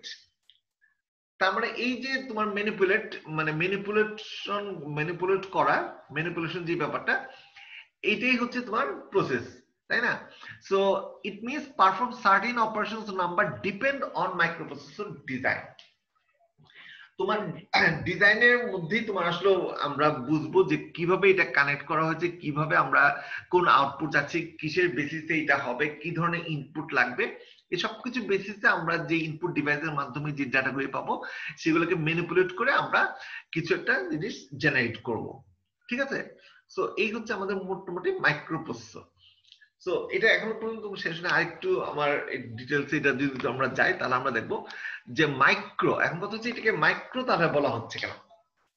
দেখবে শুরুর দিকে তোমরা নিশ্চয়ই অনেকে অ্যাটলিস্ট বাস্তবে না দেখলেও বইয়ে বা নেটে তোমরা এই ধরনের ফিগার দেখেছো যে অনেক আগের যে কম্পিউটার বা প্রসেসর ছিল দেখা একটা বিশাল রুম জুড়ে তোমার ছিল, তাই না? তার মানে দেখো কত ডিভাইস কত কিছু ছিল। তারপরে এখন যে ওইটাতে কিন্তু আমাদের কাজ হতো সবকিছু, সবই কিন্তু ঠিক ছিল, কিন্তু ব্যাপারটা কেন আমরা কেন আস্তে আস্তে ডেভেলপ করছি যে ওই যে প্রথম দিককার যে ঘটনা তার মধ্যে আসলে যে ডিভাইস গুলি দেওয়া হতো পার্টিকুলার অপারেশনের জন্য সবই তোমার ঠিক ছিল, বাট সেটা ছিল কি অনেক বড়, অনেক বড় হওয়ার কারণে সেখানে একটা প্রপাগেশন ডিলে আমরা যেটাকে বলি, তার মানে পুরো সিস্টেমটা কিন্তু অনেক স্লো হয়ে যেত। ঠিক আছে, কারণ তোমরা তো একটা জিনিস তো মনে হয় সেটা ডিজিটালি বলো কম্পিউটার আকৃতি বলো সব জায়গায় তুমি পড়ে আসছো যে যখনই আমরা কোনো জিনিস সার্কিট একটা ডিজাইন করব, দেখো তোমরা অনেকেই কিন্তু প্রোগ্রাম লিখতে পারো, অনেকেই কিন্তু কোন একটা জিনিস ডিজাইন করতে পারো, কিন্তু এরপরও যদি তোমাদেরকে মানে সিরিয়াল করা হয় বা তোমাদের গ্রেড করা হয়, গ্রেডিং এ দেখা যায় কেউ একজন আগে থাকো কেউ একজন পিছিয়ে থাকো, নিশ্চয়ই এর কোন কারণ আছে। কারণ একটা প্রোগ্রাম যখন তোমরা লিখো তখন দুজনের প্রোগ্রামটাই কারেক্ট হয়েছে, রান করছে, যে ইনপুট দিচ্ছি তার এগেইনস্টে প্রপারলি আউটপুট পাচ্ছে, সবই ঠিক আছে, কিন্তু বারবারই একটা কথা যে আমরা যখন একটা অ্যালগরিদমের বেসিসে চিন্তা করি তখন কিছু কমপ্লেক্সিটি আমরা খেয়াল করি, তাই না? সবাই তোমরা এই ব্যাপারে খুবই নলেজেবল আমি বিশ্বাস করি, সেটা হচ্ছে কি টাইম আর হচ্ছে স্পেস কমপ্লেক্সিটি। তাহলে দেখো ওই যে টাইম আর স্পেস, তার মানে কি আমার জায়গাটা সবসময় চিন্তা থাকবে আমার জন্য কম লাগে, টাইম সময়টা যেন আমার কম লাগে। তো তুমি একটা কাজ করেছো ঠিকই আছে, তোমার ফ্রেন্ড করেছো অল্প কিছু সার্কিট বা অল্প কয়েকটা কোডিং এর মাধ্যমে কাজটা হয়ে গেছে, তোমারটা হয়েছে কিন্তু অনেক বিশাল কিছু করে তারপরে তোমার কাজটা হয়েছে। তো ডেফিনেটলি ছোট যেটা সেটাকে সবাই প্রেফার করবে, তাই না? আর যখনই একটা সার্কিট তোমার বড় হয় সার্কিটের ডিভাইস বেশি লাগে। আমরা জানি যে যদিও আমরা এখানে একটা সুইচ বা ক্লিকের মাধ্যমে আমরা দেখতে পারি যে এক জায়গা থেকে আরেক জায়গায় চলে যাচ্ছে, তাই বারবারই বলতেছি যেহেতু আমরা thousands of hundreds thousands data নিয়ে আমরা কাজ করি, সো যত বেশি তোমার ইনপুট দিবে আমাদের এই যে মাইক্রো মিলি ইভেন আরো যদি ছোট বলি পিকো ন্যানো রেঞ্জেও যদি আমরা কোন কাজ করি, যে এটা ওই গ্যাপটা আমরা খালি চোখে দেখতে পাই না। এই জন্য আমরা হয় কি যে একটা বড় প্রোগ্রাম ছোট প্রোগ্রামের পার্থক্য বুঝি না, একটা বড় ডিজাইন বা ছোট ডিজাইনের মধ্যে পার্থক্য খালি চোখে আমরা দেখি না, কারণ হয়তো আমরা একটা দুইটা জিনিস নিয়ে আমরা এখানে ডিল করছি। কিন্তু যখন এখানে আমরা অনেক অনেক হান্ড্রেডস ইনস্ট্রাকশনস ডেটা নিয়ে আমরা কাজ করব তখন কিন্তু এই পার্থক্যটা অনেক সময় স্পষ্ট হয়ে যায়। ঠিক আছে, সো এই জন্য আমরা সবসময় আমাদের ইন্টেনশন থাকে যত ছোট রাখা যায় ডিভাইসটাকে সার্কিটটাকে আমাদের তত ভালো হয়। তো এই জন্য আমরা প্রথম যেগুলো সবই তোমার কাজ করতো সবই ঠিক ছিল, কিন্তু পরবর্তীতে ওই জিনিসগুলো আস্তে আস্তে তোমার চিপের মাধ্যমে তোমার নিয়ে আসা হলো, খুব ছোট্ট একটা চিপ, ওখান থেকে তোমার এই মাইক্রো কথাটা আসছে। ঠিক আছে, সো ওখান থেকে তোমার এই মাইক্রো কথা আসছে, এটা হচ্ছে টোটালি তার মানে এটা আমরা বুঝতেছি কি সাইজের কারণে এই জিনিসটা আসছে, সাইজ। ঠিক আছে, তো size become 1000 times smaller and speed becomes 100 times faster and the microprocessor was born. ঠিক আছে, তার মানে এখানে কি সাইজ স্পিড এই থেকে আসলে আমাদের এই মাইক্রো কথাটা আসছে, যে পরবর্তীতে আমরা যে ডিভাইসগুলো ইউজ করতেছি সেটা চিপের মধ্যেই ওই জিনিসগুলি তোমার নিয়ে এসে আমরা দেখো এত বড় বড় ডিজাইন। এই জন্য শুরুতেই যে আমি একটা কথা বললাম যে এখানে ডিজাইনগুলো থাকবে অনেক বিশাল বিশাল, এবং প্রত্যেকটা ডিজাইন যে একেবারে 1 by 1 তোমরাকে বুঝতে হবে, হয়তো অনেক ক্ষেত্রে আমরা সেই জিনিসটা আমরা সেমিস্টারে আমরা করতে পারবো না, তো এটাও তোমাদের মাথায় রাখতে হবে। কিন্তু আমরা অ্যাসাম্পশন করে নেব ঠিক আছে এটা এগেইনস্ট আমরা এই জিনিসটা পাবো, সো কোন কোড কোন ভাবে আমরা এই জিনিসটা প্রসেস করতে পারি সেই জিনিসটা আমাদের মাথায় রাখতে হবে। ওকে, সো দেখাও তাহলে আমাদের একটা গ্লান্স মাইক্রোপ্রসেসর ডেফিনিশনটা কি দাঁড়াচ্ছে। Microprocessor is a programmable device that takes in number, performs them arithmetical logical operations according to the program stored in memory, and then produces other numbers as a result. ঠিক আছে, তার মানে এটা টোটালটাই কিন্তু একটা প্রোগ্রামেবল ডিভাইস। তার মানে দেখো এখানে কিন্তু অলরেডি প্রোগ্রাম সেট করে দেয়া আছে যে কোনটা কিভাবে কাজ করবে, এই জিনিসগুলো আমরা ইন ডিটেইলস আরো দেখবো পরবর্তীতে। তাহলে তোমরা বুঝলে কি যে মাইক্রোপ্রসেসর হচ্ছে একটা প্রোগ্রামেবল ডিভাইস যেটা কিনা নাম্বার নিবে এবং এটা বিভিন্ন ধরনের অপারেশন করবে এবং সেই অপারেশনটা করবে কি ওই যে প্রোগ্রাম যেটা স্টোর করা আছে এর মেমোরিতে সেই অনুসারে এই অপারেশনটা করবে এবং পরবর্তীতে একটা কিছু আবার আউটপুটও জেনারেট করবে। Okay, so that is actually microprocessor. তো এখানে দেখো আবার এই যে ডেফিনিশনটা দিলে এই ডেফিনিশনের মধ্যে আবার কয়েকটা টার্ম চলে আসছে, সেই টার্মগুলো আবার আমাদের একটু বুঝতে হবে যে প্রোগ্রামেবল ডিভাইস বলা হয়েছে, তাই না? So programmable device কি? The microprocessor can perform different sets of operations on the data it receives depending on the sequence of instructions. তার মানে ওই যে তোমার প্রোগ্রামটা আবার কি কম্বিনেশনস অফ ইনস্ট্রাকশন। সো যে ইনস্ট্রাকশন বা যে প্রোগ্রামটার ভিতরে সেট করা আছে তার অনুসারে এটা যে ডেটাগুলি পাবে সেই ডেটা নিয়ে সে কাজ করবে, ডেটা নিয়ে সে কাজ করবে এবং সেখান থেকে একটা আউটপুট জেনারেট করে দিবে। ঠিক আছে, সেটা হচ্ছে তোমার প্রোগ্রামেবল ডিভাইস। আর ইনস্ট্রাকশনের কথা আগেই তোমাদের কম্পিউটারে তোমরা পড়ে আসছো আর্কিটেকচারে। Microprocessor is designed to execute a specific group of operations and this group of operations is called instruction set. Okay, so instruction set টাকে আমরা সহজভাবে বলতে পারি that is actually what a microprocessor can do or cannot do. তার মানে particular processor particular কাজগুলি করবে এবং সেটার ভিতরে যে প্রোগ্রামটা সেট করে দেওয়া আছে সেই প্রোগ্রামটাই তোমাকে আসলে ডিসাইড করে দিবে যে কি কাজ করবে এবং কোন কাজগুলি সে করতে পারবে না। যে সবকিছু যে সব কাজ করতে পারবে not like that. So particular সেই প্রোগ্রাম যেটা স্টোর করা আছে তার উপর বেস করে সে কাজটা করতে পারবে অথবা সে কাজটা করা যাবে না। ওকে, আর টেক্স ইন দ্যাট মিন্স তোমরা বুঝতেই পারতেছো যে ইনপুট ডিভাইসের মাধ্যমে আমরা যেটা দিচ্ছি মাইক্রোপ্রসেসর যেটা নিচ্ছে সেগুলো হচ্ছে তোমার ইনপুট ডিভাইস। সেই ইনপুট ডিভাইস হতে পারে তোমার কিবোর্ড, মাউস, সুইচ অথবা এই ধরনের কোনো জিনিস। আর নাম্বারের কথা তো আসলে আমরা আগেই আমরা জানি যে এখানে আমরা 0 1 এর কম্বিনেশন আসলে যেগুলো দ্যাট মিন্স বাইনারি নাম্বারগুলো আমরা এখানে ইউজ করি। আর বিট কথাটা যেটা আসছে সেটা হচ্ছে বাইনারি ডিজিট থেকে, বাইনারি বি আর ডিজিটের আইটি সেখান থেকে আসছে বিট অথবা বাইনারি বিআইও বলতে পারো। ঠিক আছে, আচ্ছা এরপরে যে জিনিসটা এটা আবার তোমাদের মনে করো এইগুলোর উপর একটা কোশ্চেন করবো, একটু মাথায় এগুলো রাখতে হবে। The microprocessor recognizes and processes a group of bits together. ঠিক আছে, কিছু সংখ্যক বিটকে একসাথে সে নিয়ে কাজ করে এবং এই গ্রুপ অফ বিটস কে বলা হচ্ছে ওয়ার্ড। ঠিক আছে, সো মাইক্রোপ্রসেসর আমরা বলি না যে কোন মাইক্রোপ্রসেসর ক্যাপাসিটি বা এবিলিটি কত, এটা তার ওয়ার্ড সাইজের উপর বেস করে আমরা আসলে সেটাকে ডিফাইন করি। যেমন আমরা ওই যে 8 বিট, 32 বিট, 64 বিট, 128 বিট যাই বলি না কেন সবগুলো হচ্ছে তার আসলে ওয়ার্ড সাইজ, এর উপর বেস করে আসলে আমরা মাইক্রোপ্রসেসর ক্যাপাসিটি অথবা এবিলিটিটা মেনশন করি।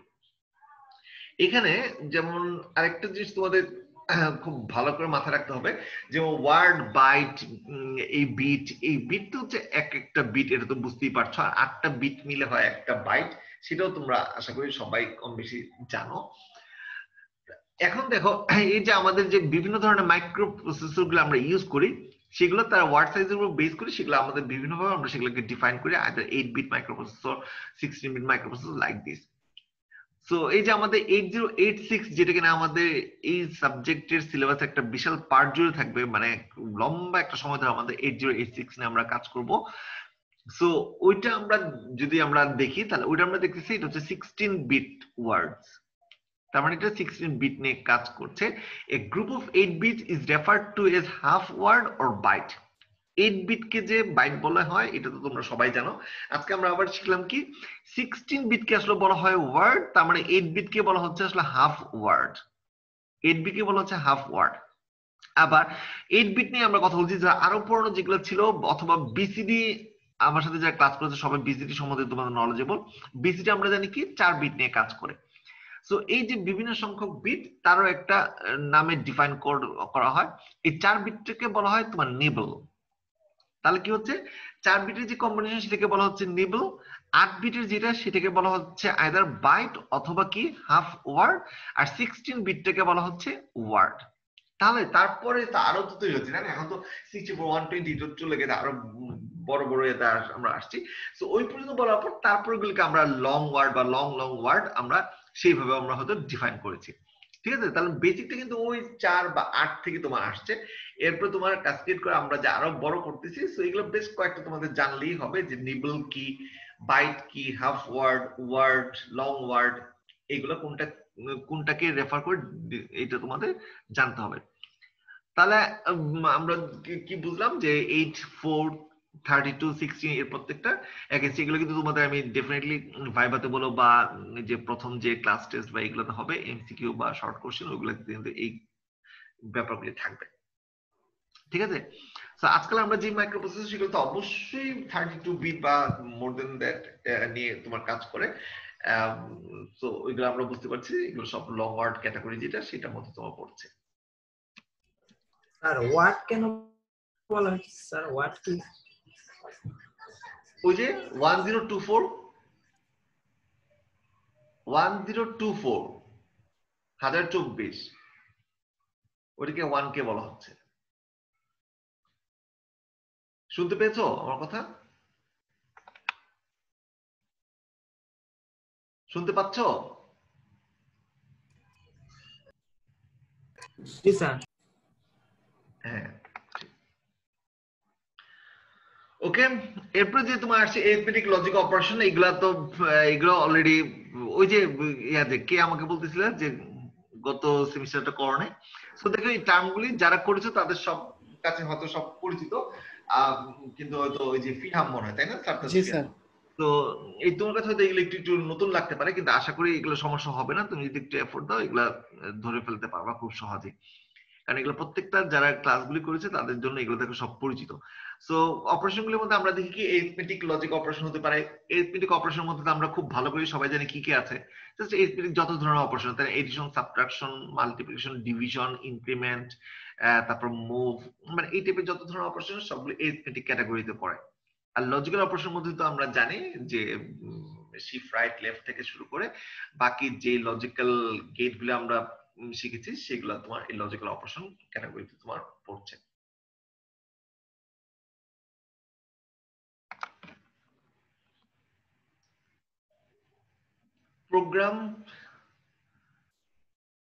প্রোগ্রাম ডেফিনেশন এগুলো তো সবাই তোমার জানা আছে, তাই তো?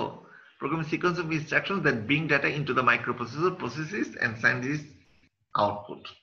বিভিন্ন ধরনের প্রোগ্রামিং ল্যাঙ্গুয়েজ অলরেডি আমরা শিখে আসছি এবং আরো শিখতেছি টাইম টু টাইম। এই যে এখানে যে প্রোগ্রামিং এর কথা বলা হয়েছে, তো প্রোগ্রামিং এর কথা যখন বলা হচ্ছে তখনই তোমার চলে আসছে ডিফারেন্ট টাইপস অফ প্রোগ্রামিং ল্যাঙ্গুয়েজের ব্যাপার। যেমন মেশিন ল্যাঙ্গুয়েজ, যে প্রোগ্রামিং ল্যাঙ্গুয়েজ এটাকে আমরা লো লেভেল বা লোয়েস্ট লেভেল প্রোগ্রামিং ল্যাঙ্গুয়েজ বলছি, কারণ only it is understood by the machine or computer. তার মানে it's actually nothing but combinations of zeros and ones. For example এরকম যদি একটা কিছু বলে দে যে 11100010110 লাইক দিস, আমি তুমি মানে আমাদের মুখস্থ করা কাট পেস্ট করা ছাড়া কোনো উপায় নেই যে আমি কিন্তু এটা বুঝবো, তাই না? এটা মানেটা কি?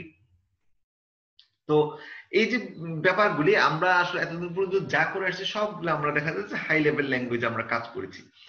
তো আমরা এখনো বলছি যে মেশিন ল্যাঙ্গুয়েজ তো সরাসরি এই যে হান্ড্রেডস অফ থাউজেন্ড বিটস নিয়ে এগুলো আসলে পুরোটা আমাদের কখনোই আমাদের মেমোরিতে আনা সম্ভব না, বা আমরা ওইগুলো দেখবো না। কিন্তু আমরা যে বেসিক ডিজাইনটা জানি বা ফিক্স একটা প্রসেসর এই কাজের জন্য এই অংশ এত বিট, এই বিটের কম্বিনেশনের জন্য এই কাজটা হবে, এরকম কিছু কিছু জিনিস যখন ফিক্সড হয়ে যায় তখন আস্তে আস্তে আমরা তাও কিছুটা ধারণা পাই যে এটা দ্বারা এটা মিন করে। ঠিক আছে? এখানে যেমন জাস্ট একটা এটা কিন্তু একটা আইডিয়া করে তোমাকে বলেছে যে মনে করো এই একটা জিনিস এটা মিন করতে আসছে 1 আর 2 কে যোগ করা। তাহলে দেখো শুধু যদি আমি 11001101 এই ধরনের কিছু লিখি নিশ্চয়ই আমি তুমি কেউ বুঝবো না এটা মিনিংটা কি। ঠিক আছে? কিন্তু মেশিন ল্যাঙ্গুয়েজে এই জিনিসটা একটা মিনিং থাকবে এবং যেটা কিনা মাইক্রোপ্রসেসর তোমার বুঝতে পারবে। ঠিক আছে? সো এই ধরনের ল্যাঙ্গুয়েজকে আমরা বলতেছি কি মেশিন ল্যাঙ্গুয়েজ অথবা লোয়েস্ট লেভেল ল্যাঙ্গুয়েজ। আচ্ছা, এরপরে অ্যাসেম্বলি ল্যাঙ্গুয়েজ আমি আগেও তোমাকে বলছি যে assembly language is more understandable by humans. একেবারে এটা হাই লেভেল না হলেও তোমার হিউম্যান বিং অনেকটাই এটা বুঝতে পারে এবং এটা নেমোনিক ইউজ করা হয়। যেমন এডিশনের পরিবর্তে আমরা অ্যাড লিখি, 1 to 1 আর 2 এর যোগফলকে আমরা এইভাবে বুঝাই, যেটা কিনা মেশিন ল্যাঙ্গুয়েজ হয়তো কম্বিনেশন ছিল এরকম একটা জিনিস যেটা টোটালি আমাদের মানে বুঝার বাইরে, মানে জাস্ট 0-1 এগুলো একটা 10টা 4টা 8টা বা 16টার কম্বিনেশন হয়তো দেখে আমরা কিছু বুঝতে পারবো না, কিন্তু এটার যে নেমোনিক বা তোমার অ্যাসেম্বলি ল্যাঙ্গুয়েজে কনভার্ট করে যদি আমরা একটা জিনিস লিখি, তাও আমাদের কিছুটা হলেও ধারণা চলে আসে। আর প্রোগ্রামিং ল্যাঙ্গুয়েজে তো সরাসরি আমরা হয়তো লিখছি s = a + b, যেটা কিনা একেবারেই আমাদের যাদের কি বলে কম্পিউটার কোনো নলেজও নেই তারাও পর্যন্ত আমরা দেখলে এটা বুঝতে পারি, যেমন x = y + z। ঠিক আছে, তো পার্থক্যটা আশা করি বুঝতে পারছো যে high level language, assembly language আর মেশিন ল্যাঙ্গুয়েজ। ঠিক আছে, সো আমরা তো হাই লেভেল ল্যাঙ্গুয়েজ কম বেশি সবাই আসলে অলরেডি পরিচিত। আমি একটু অ্যাসেম্বলি ল্যাঙ্গুয়েজেও কিন্তু এই কোর্সের মাধ্যমে আমরা জানবো, শিখবো। এবং অ্যাসেম্বলি বিভিন্ন যে কোডগুলি, কোডের এগেইনস্টে আবার একটা পার্টিকুলার কম্বিনেশন থাকে পার্টিকুলার প্রসেসরের জন্য। সো এই পার্টিকুলার প্রসেসর বুঝবি যে এই কোডটা মানে হচ্ছে ওই নেমোনিকটা পার্টিকুলার, সো ওইভাবে সে কাজটা করতে পারবে। ঠিক আছে, সো এই হচ্ছে আমাদের বিভিন্ন ধরনের প্রোগ্রামিং ল্যাঙ্গুয়েজ। ঠিক আছে, এবং ডে বাই ডে আসলে প্রোগ্রামিং এতটাই ডেভেলপড হচ্ছে যে এখন আমরা যে ধরনের প্রোগ্রামিং ল্যাঙ্গুয়েজের দিকে চলে আসতেছি সেগুলো হয়তো ওই জাভা বা এগুলোকে আলট্রা হাই লেভেল ল্যাঙ্গুয়েজে অনেক সময় বলা হচ্ছে, যেটা একেবারেই হিউম্যান ল্যাঙ্গুয়েজে পুরোপুরি কাছাকাছি চলে আসছে, যেটা হয়তো খুব সহজে আমরা বুঝতে পারছি। আচ্ছা, ওই যে যে একটু আগে মনে হয় কে একজন কোশ্চেন করছিল, এই যে কিলোর কথা খেয়াল করেছো? দেখতে পাচ্ছ তুমি এই লেখাগুলো এখানে সব চলে আসছে। সো এত কিলো, এত মেগা, অনেক সময় আমরা যে 1K বা 1M 1G এই জিনিসগুলো যে বলি, এগুলো প্রত্যেকটা হচ্ছে আসলে সম্পর্ক, আর কিছুই না। ঠিক আছে, সাইজ বড় হচ্ছে ওই জিনিসগুলো এখান থেকে আমরা, এগুলো বেশ কিছু আসলে ডেফিনেশন বা এই টার্মগুলি, এগুলো তোমরা অবশ্যই এগুলো তোমাদের সাথে আগে শেয়ার করা হয়েছে, যাতে তোমরা এগুলা দেখে তোমরা নিজেরাই কিছুটা ধারণা করে নিতে পারো এবং তোমরা একটু পড়াশোনা করো, পরবর্তীতে আমার এগুলো পড়াতে সুবিধা হয়। আর হচ্ছে আমি বললাম এরপরে যদিও এটা হয়তো একেবারে ফার্স্ট ক্লাস, কিন্তু এরপরে আমরা কখনো কোনো একটা টপিক পড়বো এবং সেই টপিক রিলেটেড কিছু কোশ্চেন, সেই কোশ্চেনের অ্যান্সার ওইভাবে আমরা প্রসিড করার চেষ্টা করব। হয়তো তোমাদের জিনিসটা কারো কারো ক্ষেত্রে অনেকে ভালো লাগবে, কিন্তু এরপর আমি সবসময় বলছি এগুলো কিন্তু সবকিছু একটা লিমিটেড। এই সেন্সে আমি বলছি যে এগুলোই কিন্তু সব না। একটা ক্লাসে আমার কখনোই সমস্ত কিছুই তোমাদের একেবারে কমপ্লিট করে ফেলা সম্ভব না, কিন্তু তোমাদের যেটা করতে হবে, তোমাদের এই ক্লাস থেকে নলেজটা গেইন করে দেন তোমাদের এগুলা নলেজটাকে আরো বাড়াতে হবে, যাতে তোমাদের ইন্টারেস্ট অনুসারে তোমরা আরো ডিটেলসে এটা যেতে হবে। ঠিক আছে, তো এই জন্যই সবসময় যে অল্প একটা জিনিস জানলাম, শিখলাম, বুঝলাম, আমার রেজাল্টটা ভালো হচ্ছে, তাতেই আসলে খুব খুশি হওয়ার কোনো কারণ নেই, কারণ ডিটেলসে কিন্তু অনেক অনেক কিছু জানার আছে। তো কেন এইভাবে করানো হয়, কারণ একটা প্রথম টার্গেট থেকে আমাদের আসলে একটা সিলেবাস, কিন্তু এরপরে হচ্ছে স্টুডেন্টদের ব্যাপার যে তুমি কে কোন লাইনে যেতে চাচ্ছ, কোন দিকটা তোমার ভালো লাগছে, সে ওইটা আরো ডিটেলসে তোমাকে অবশ্যই যেতে হবে। ওকে, এই দেখো যে এতক্ষণ পর্যন্ত আমরা যা যা জিনিসগুলি দেখলাম করলাম, সেখান থেকে আমরা এই ধরনের একটা ফিগারে আমরা আসতে পারি যে এখানে টোটাল যদি আমরা 4টা জিনিসের কথা চিন্তা করি, ইনপুট, মাইক্রোপ্রসেসর, আউটপুট, আর তার সাথে মেমোরি। এখানে একটা জিনিস খেয়াল করেছো যে কম্পিউটার সিস্টেম আমরা এখানে আলাদাভাবে কন্ট্রোল ইউনিটটা তোমাকে দেখিয়েছিলাম না? যারা আমার সাথে ক্লাস করেছো মনে পড়ছে? জি স্যার। কথা বলতে হবে তো, কথা না বললে তো হবে না। দেখাইছিলেন। হ্যাঁ, একেবারে নিশ্চয়ই মনে আছে। আর এখানে দেখো ওইটা কিন্তু আলাদাভাবে এখানে দেখানো হয় নাই, কারণ ওই যে মাইক্রোপ্রসেসর যখন আমি ডেফিনেশনটা বলছিলাম, একটা জিনিস খেয়াল করেছো যে প্রোগ্রাম যেটা স্টোর করা আছে inside the thing, that is actually microprocessor. তার মানে এর ভিতরেই কিন্তু আসলে যে প্রোগ্রামটা সেট করে দেয়া আছে, ইনপুট নিবে অ্যাকর্ডিং সেই প্রোগ্রাম, সেটা কাজ করবে, প্রয়োজন হলে মেমোরি থেকে ডাটা নেবে, মেমোরিতে রাখবে, মেমোরি হ্যাপ নিয়ে আবার সেই আউটপুট মানে যেটা রেজাল্ট তৈরি হচ্ছে সেটা আবার নিয়ে এসে দেন আউটপুটের মাধ্যমে ডিসপ্লে করবে। তাহলে দেখো এখানে কিন্তু এইটার ভিতরে কিন্তু ওই কন্ট্রোল ইনটা এটা পড়ে যাচ্ছে। ঠিক আছে, এই ফিগারটা যদি তুমি খেয়াল করো, বাকি এগুলো তো খুব সহজ, তাই ইনপুট থেকে এই ডিরেকশন আসবে, এই ডিরেকশনে তোমার আউটপুট যাবে, আর এখানে মেমোরিটা হচ্ছে বাই ডিরেকশন, কারণ এখানে রাখবে ওটা এবং এখান থেকে তোমার সে নিয়েও আসবে। কারণ কি দেখো এরপরের স্লাইডটাতে যদি তুমি যাও, এখানে তুমি স্পষ্টভাবে দেখো এই জিনিসটা তুমি বুঝতে পারছো। The microprocessor is made up of 3 main units. একটা হচ্ছে কি arithmetic logic unit, control unit, আর array of registers holding data while is being manipulated. খেয়াল করেছো এই যে দেখো সেকেন্ডটা কন্ট্রোল ইউনিট, দেখেছো? তার মানে এর ভিতরেই কিন্তু অলরেডি ওই জিনিসটা তোমার ইন্টিগ্রেট করে দেয়া আছে মাইক্রোপ্রসেসরের ভিতরে। তার মানে অ্যারিথমেটিক লজিক ইউনিট আছে, আর হচ্ছে কন্ট্রোল ইউনিটটা আছে, আর array of registers holding data. আচ্ছা, অ্যারে অফ রেজিস্টার্স তোমরা ওই যে শেষের দিকে এসে কম্পিউটার একটা তোমার ফ্ল্যাগ রেজিস্টার পড়েছিল, মনে আছে? ফ্ল্যাগ রেজিস্টার কি কি ছিল? ফ্ল্যাগ রেজিস্টার একটু বলো তো। ওভারফ্লো ছিল, তারপর সাইন ছিল, তারপর ক্যারি বিট ছিল, জিরো জিরো অল জিরো ছিল, ক্যারি ছিল, জিরো ছিল। হ্যাঁ, ভেরি গুড, ভেরি গুড। হ্যাঁ, এরকম এখন আরো দু একটা তোমরা একটু বাড়তি পড়বা, যেমন অক্সিলারি ক্যারি একটা আছে, আরেকটা আছে তোমার পেরিটি বিট, এই জিনিসগুলো আছে। এই জিনিসগুলো যখন আমরা সামনে পড়বো তখন আরো ডিটেইলসে তোমাদের জানবো। তাও তোমাদের একটু শুধু বলে রাখি যে এই চারটা, যেটা তোমরা চারটা বলছো, এই চারটা তো অবশ্যই তোমরা সবাই জানো, তাই না? এছাড়া আমি এখন আরো যে দুটো বললাম, দুটো কি কি নাম বললাম, একটা হচ্ছে অক্সিলারি ক্যারি বলছি, আর একটা হচ্ছে তোমার পেরিটি বলছি। আচ্ছা, এই পেরিটি আর অক্সিলারি কি? পেরিটি বিট নিয়ে কারো কোনো ধারণা আছে? এটা আসলে না স্যার, ডিজিটালি আসলে পড়ানোর কথা। আচ্ছা, এনিওয়ে হয়তো পেরিটি বিট এনকোডার এরকম পড়েছিলাম স্যার। হ্যাঁ, সরি বুঝি নাই স্যার, পেরিটি বিট এনকোডার এরকম পড়েছিলাম স্যার সম্ভবত। না, ওটা তো প্রায়োরিটির কথা বলছো নাকি? ও sorry sir, priority bit encoder. আর এটা হচ্ছে পেরিটি না, এটা হচ্ছে কি যে কখনো যদি তুমি মানে এটা আবার দুই ধরনের হয়, একটা হচ্ছে ইভেন পেরিটি, একটা হচ্ছে অড পেরিটি, ঠিক আছে? সো তুমি যদি এমন কিছু তৈরি করো যে তুমি মনে করো যে তুমি ইভেন পেরিটি নিয়ে কাজ করবা, even parity, in that case তোমার যেটা হবে যে, এই বারবারই বলছি, আমরা কিন্তু যাই মানে ইনপুট আউটপুট দেই না কেন, যখন এটা মাইক্রো প্রসেসরের রেসপেক্টে কথা আমরা বলছি, সবকিছু হয়ে যাবে কি 0 আর 1 এর কম্বিনেশন হয়ে যাবে না? ঠিক আছে, তো সবকিছু 0 আর 1 কম্বিনেশন হয়ে যাবে। আচ্ছা, এখন ইভেন পেরিটিটা মানে কি, যে তুমি যে মেসেজটা তুমি সাপ্লাই দিচ্ছ তার মধ্যে কি আছে, জিরোস আছে আর ওয়ানস আছে। সো এই নাম্বার অফ ওয়ানস যদি তোমার ইভেন না হয়, হতেই পারে আইদার ইভেন অর অড, এর দুইটা ছাড়া কিছু হবে। নাম্বার অফ ওয়ানস, মনে করি আমি বললাম 0 1 1 0 1, তাহলে দেখো তো এখানে কয়টা হলো? 0 1 1 0 1, জিরোর সংখ্যা কয়টা, ওয়ানের সংখ্যা কয়টা দেখো তো? 4টা হয়েছে না? জি স্যার। বুঝতে পারছো তো? তার মানে এই যে 4টা হয়েছে, তার মানে এটা ইভেন পেরিটি যদি হয়ে থাকে, তাহলে এটা পেরিটি বিটটা হবে তোমার 0, পেরিটি বিটটা হবে তোমার 0। কিন্তু যদি এমন হতো 0 0 1 1 0 1, 0 0 1 1 0 1, তাহলে দেখো এই মেসেজটার মধ্যে 1 কয়টা আছে? 1 আছে 3টা। কি ধরতে পারছো আমার কথাটা? 1 আছে 3টা। তার মানে এটা যদি ইভেন পেরিটির মধ্যে যদি আমরা এটা প্রকাশ করতে চাই, তাহলে এখানে কিন্তু পেরিটি বিট একটা আরেকটা 1 দিতে হবে, তাহলে কিন্তু 1 এর সংখ্যা 4 হবে।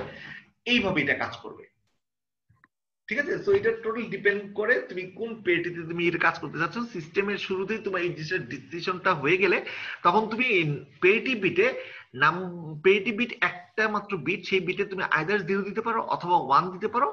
এটা তোমার ডিপেন্ড করবে তোমার যে মেসেজটা, ওই মেসেজের টোটাল নাম্বার অফ ওয়ানস কয়টা আছে। নাম্বার অফ ওয়ানস যে কয়টা থাকবে সেটা কাউন্ট করে যদি দেখো যে সেটা অড সংখ্যা, কিন্তু আমার আসলে ইভেন পেরিটি নিয়ে আমি কাজ করছি, তাহলে কি ওই অডকে ইভেন করতে গেলে আরেকটা 1 দিতে হবে, তাহলে সেটা ইভেন পেরিটি হয়ে যাবে। আর যদি দেখা যায় যে সেখানে নাম্বার অফ ওয়ানস ইভেন সংখ্যক আছে, 4টা আছে, 6টা আছে, 8টা আছে, তাহলে কি ওই পেরিটি বিটে আমি একটা 0 দিব, তাহলে কি ওই ইভেনই থাকবে। কি বুঝতে পেরেছো? সো এটা তোমাকে যে ক্লুটা দেওয়া হবে, ক্লুর মধ্যে এই জিনিসটা আগে মেনশন করা থাকবে যে আমরা আসলে কি নিয়ে ডিল করছি। তো নরমাল সাধারণত আমরা ইভেন্ট পেরিটি নিয়ে কাজ করি। তাছাড়াও যদি এটা অন্য সময় ডিফারেন্ট কিছু হয়, তাহলে তোমার সেটাকে মেনশন করে দেওয়া থাকবে। তো সেটা হচ্ছে তোমার পেরিটি বিট, ঠিক আছে? আচ্ছা, আরেকটা যে আমি বাড়তি কি বলেছিলাম বলো, আরেকটা কি বলছি? Auxiliary carry, auxiliary carry. তাহলে দেখো আমরা তো আস্তে আস্তে মানে অনেক উপরের দিকে চলে গেছি, তাই না? যে 4 8 16 32 64 অনেক অনেক দূরে চলে গেছি। আচ্ছা, কিন্তু দেখো আমরা একটা টার্ম যে শিখেছিলাম বিসিডি, ওটা কি তোমাদের মনে আছে? বিসিডি, বিসিডি মনে আছে না? বিসিডি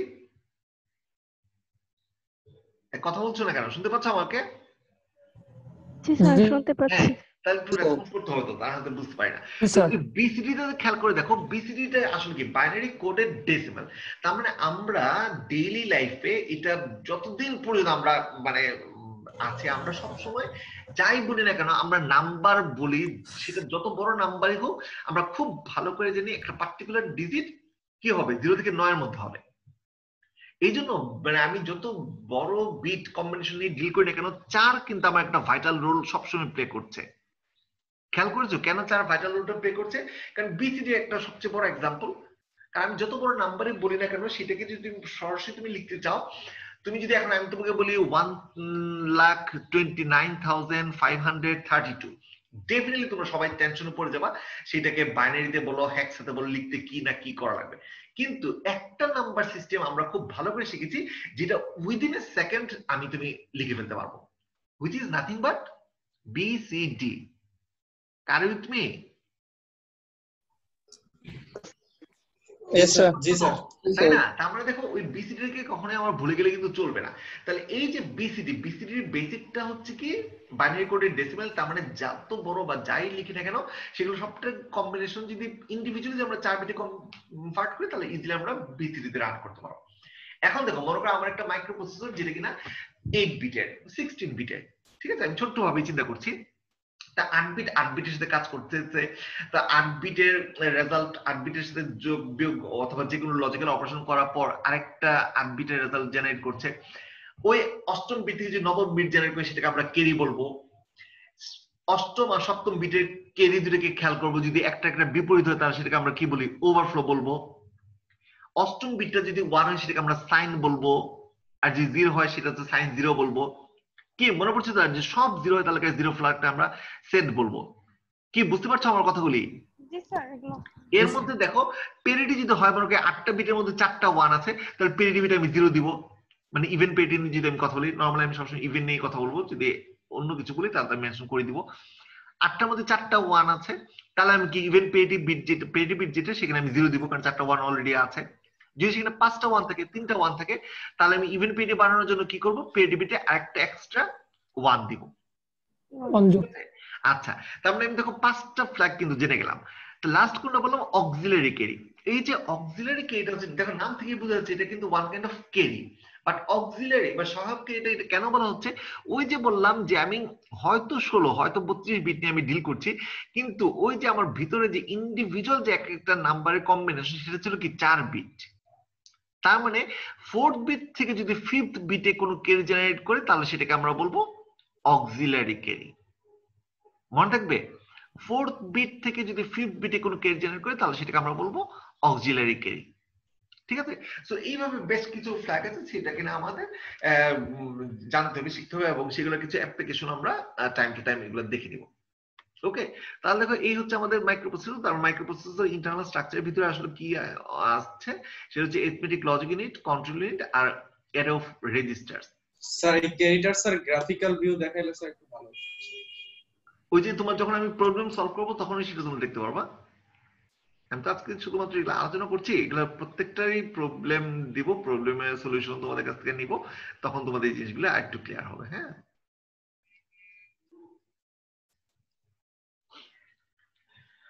ওকে।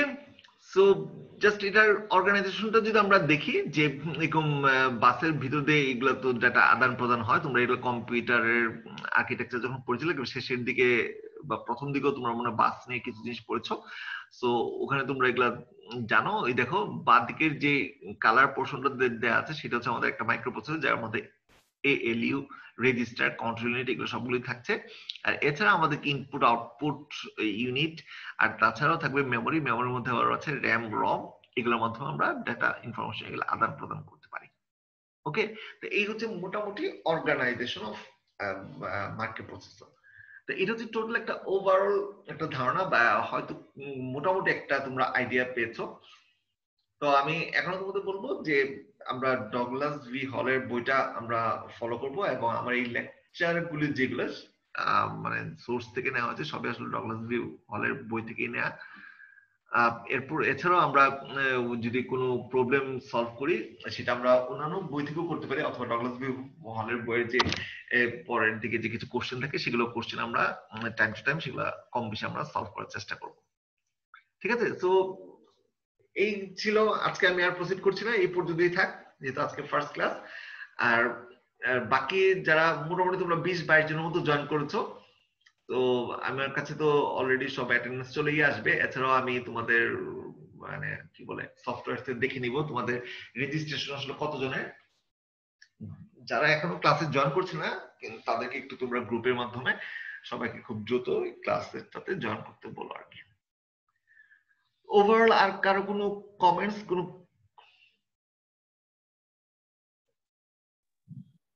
স্যার আসসালামু আলাইকুম স্যার। স্যার আমাদের যে স্যার পেন্ডিং ল্যাব গুলি আছে স্যার, যেগুলি এক্সাম হবে স্যার, ওই টাইমে ক্লাস কি অফ থাকবে স্যার?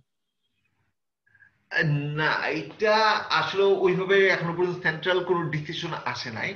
ঠিক আছে, তোমাদের রুটিন দেখো, রুটিনের টাইমে হ্যাঁ যে ক্লাসগুলি পড়েছে স্যার কিন্তু স্যার ওই প্রজেক্ট করতে হবে স্যার, ফাইনাল জন্য প্রিপারেশন নিতে হবে স্যার, ক্লাস প্লাস ফাইনাল। এখন বুঝছো ওইটা অ্যান্সার কিন্তু আমি এক কথায় ইয়েস নো এইভাবে তোমাকে দিতে পারবো না। ঠিক আছে, এক কথায় আমি এটা ইয়েস নো ওইভাবে দিতে পারবো না, কারণ এটা একটা সেন্ট্রাল ডিসিশনের ব্যাপার। আর আমি যতটুকু জানি ওইটা কিন্তু পার্টিকুলার জাস্ট 1-2 দিনের ব্যাপার, তাই না? এবং যদি ভুলও না করতে গিয়ে এটা সম্ভবত মনে হয় শুক্রবার বা যেটা কি বলতে পারো কবে কবে পড়েছে লেটেস্ট রুটিনটা? 18 তারিখ আর 24 তারিখ স্যার, টোটাল 3টা স্যার। 24 তারিখে 2টা পড়ছে স্যার আমাদের, আর স্যার 18 তারিখে 1টা স্যার। কিন্তু স্যার এগুলো প্রজেক্ট রেডি করতে বলছে, প্লাস স্যার ফাইনাল 24 তারিখ দেখো, 24 তারিখ কিন্তু উইকেন্ড পড়েছে। তো শনিবার যদি পড়ে, শনিবার কি তোমার কোনো রেগুলার ক্লাস আছে? যদি ওই দিন রেগুলার ক্লাস থাকে সেটা তো ডেফিনেটলি, যদি তোমার পুরো গ্রুপ ধরে তোমরা অ্যাটেন্ড করো তাহলে তো ওইটার একটা ডিসিশন হতে হবে। কিন্তু আমি যতটুকু জানি এটা যেহেতু উইকেন্ডে পড়েছে, ওই দিন যদি তোমাদের ক্লাস না থাকে তাহলে তার সমস্যা নাই। হ্যাঁ, এখন তুমি বলতে পারো যে হ্যাঁ প্রিপারেশনের ব্যাপার বা এটা সেটা, এগুলো তো আসলে অনেক কিছু হতে পারে। আজকে আমি তোমার একটা ক্লাস টেস্টের কথা ডিক্লেয়ার করলাম, তাহলে তুমি কি আগে যদি একটা ক্লাস থাকে তাহলে সেই ক্লাসটা করবে না? এটা কি ওই টিচার বলবে যে না পরের ক্লাসে পরীক্ষা আছে বা এই জন্য তোমার আমার ক্লাসটা বাদ? এটা তোমাদের আসলে অ্যারেঞ্জমেন্ট বা অ্যাডজাস্টমেন্টের ব্যাপার। এখন 24 তারিখ তুমি যেটা বললো, 24 তারিখ আমি দেখতেছি যে শনিবার পড়েছে, তাই না? এখন ওই দিন তো পার্টিকুলার আসলে কোনো ক্লাস নাই। তুমি কি কোনটার কথা বলো যে ক্লাস বন্ধ থাকবে কিনা? যদি তোমার ওভারল্যাপ হয় দুটায় এই, তাহলে তো definitely as a human being তুমি দুই জায়গায় থাকতে পারবে না, তখন তো তোমার একটা বাদ দিয়ে একটাতে যেতে হবে। ঠিক আছে, কিন্তু আমি যতটুকু জানি রুটিনটা ওইভাবেই করা হয়েছে যাতে ওই ধরনের তোমার হ্যাম্পারটা না হয়। ইভেন তোমরা দেখো ওই যে তোমাদের মেকআপ যখন পরীক্ষা হয় বা এগুলো হয়, দেখবা সবসময় দেখবা ওই যে ফ্রাইডে স্যাটারডে ওই দিকটাই হয়, যাতে তোমাদের ক্লাসে ইন্টারাপ্ট না হয়। ওকে, জুনায়েদ বলছিলে? জি স্যার। আচ্ছা, আর কিছু? জি না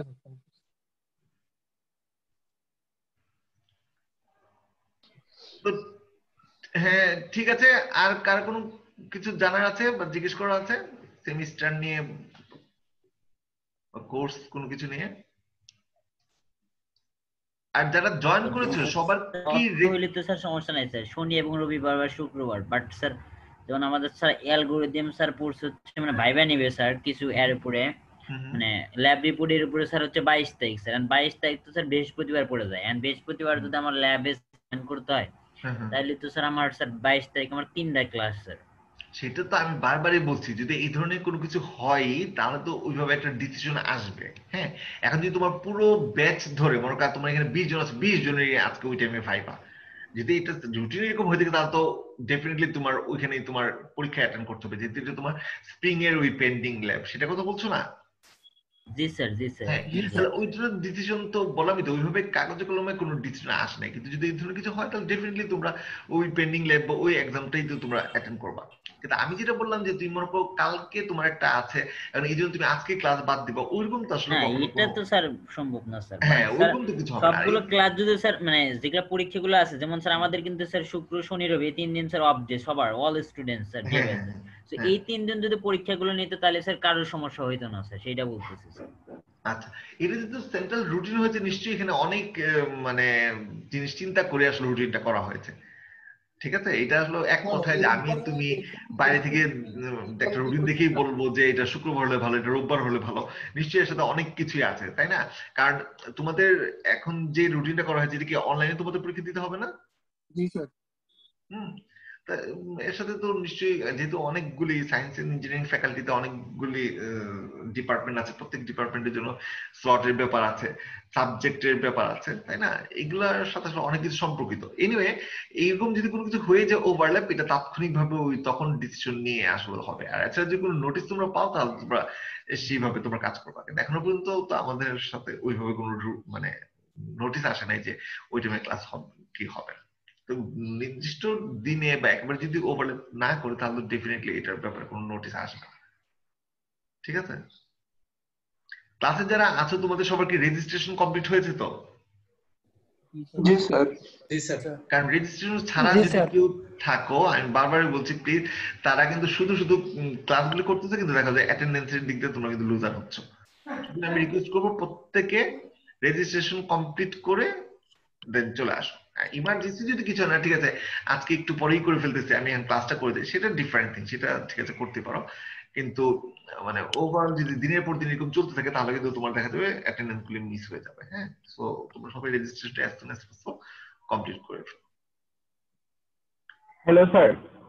হ্যাঁ বলো। স্যার মেকআপ এক্সামের ব্যাপারে একটু কথা বলার ছিল। হ্যাঁ বলো। স্যার যে মেকআপ যে ফর্মটা দিচ্ছে ওখানে স্যার লেখা যারা হচ্ছে মিস ভাইবা মানে কোনো কিছু মিস করছে তারা শুধু মেকআপ দিতে পারবে, আর ওভারল্যাপ হচ্ছে সেম টাইমে দুটো এক্সাম স্যার। এখন স্যার কেউ যদি ফেল করে এটা কি মেকআপ দিতে পারবে? না, ফেলের আবার মেকআপ কি? লাইক আমার লাস্ট সেমিস্টারে আপনার কোর্সে স্যার ডিএলডি তে ফেল আসছিল, তো আমি চাচ্ছিলাম যে স্যার এটা একটু মেকআপ দিতে আর কি। না, তোমার তো রিটেক নিতে হবে, আর ফেল তুমি যদি না পরীক্ষা দিতে সেটাকে বলে মেকআপ। যে তুমি আমার ভাইবা অ্যাসাইনমেন্ট দাও নাই বা ভাইবা দাও নাই, তুমি ওখানে তোমার মার্কসটা আসে নাই, তাহলে তুমি এটা মেকআপ করবা। তুমি ফেল করে ফেল তাহলে তো দেখা যাবে প্রত্যেক যারা ফেল করছে এফ গ্রেড পাচ্ছে তারা দিচ্ছে। জি স্যার বুঝতে পারছি। সুব্রত, জি স্যার। তাই না? এটা তো তুমি বুঝতে হবে, এটা তোমার রিটেক নিতে হবে, এটা তো কোনো ওয়ে নেই। যখন কোর্স অফার হবে তখন তোমার রিটেক নিতে হবে। কিন্তু মেকআপ তো বলা হয় কোনটা, এটা নিশ্চয়ই বুঝতে পারছো, ডেফিনেশনের সাথে কনফ্লিক্ট করলে তো হবে। এটা ওইটা হচ্ছে যাদের মিসিং আছে, অনেকে দেখবা গ্রেডে ইনকমপ্লিট আসছে, তাই না? তারা নিশ্চয়ই যে কোনো কারণে হোক মানে অন্যান্য সবকিছুতে পার্টিসিপেট করেছে বা এখানে পরীক্ষায় অ্যাটেন্ড করে নাই কোনো একটা জেনুইন কারণে, সেটা তারা মেকআপ দেওয়ার সুযোগ পাবে। এনিওয়ে, সো মামুন তাহলে আজকে এ পর্যন্তই থাক, আমাদের রুটিন অনুসারে ক্লাসগুলি হবে। তো আমরা আবার আগামী পরশুদিন এই টাইমে আবার মিট করবো ইনশাআল্লাহ। ওকে, ঠিক আছে, ভালো থেকো, আল্লাহ হাফেজ। আসসালামু আলাইকুম স্যার। ওয়ালাইকুম আসসালাম।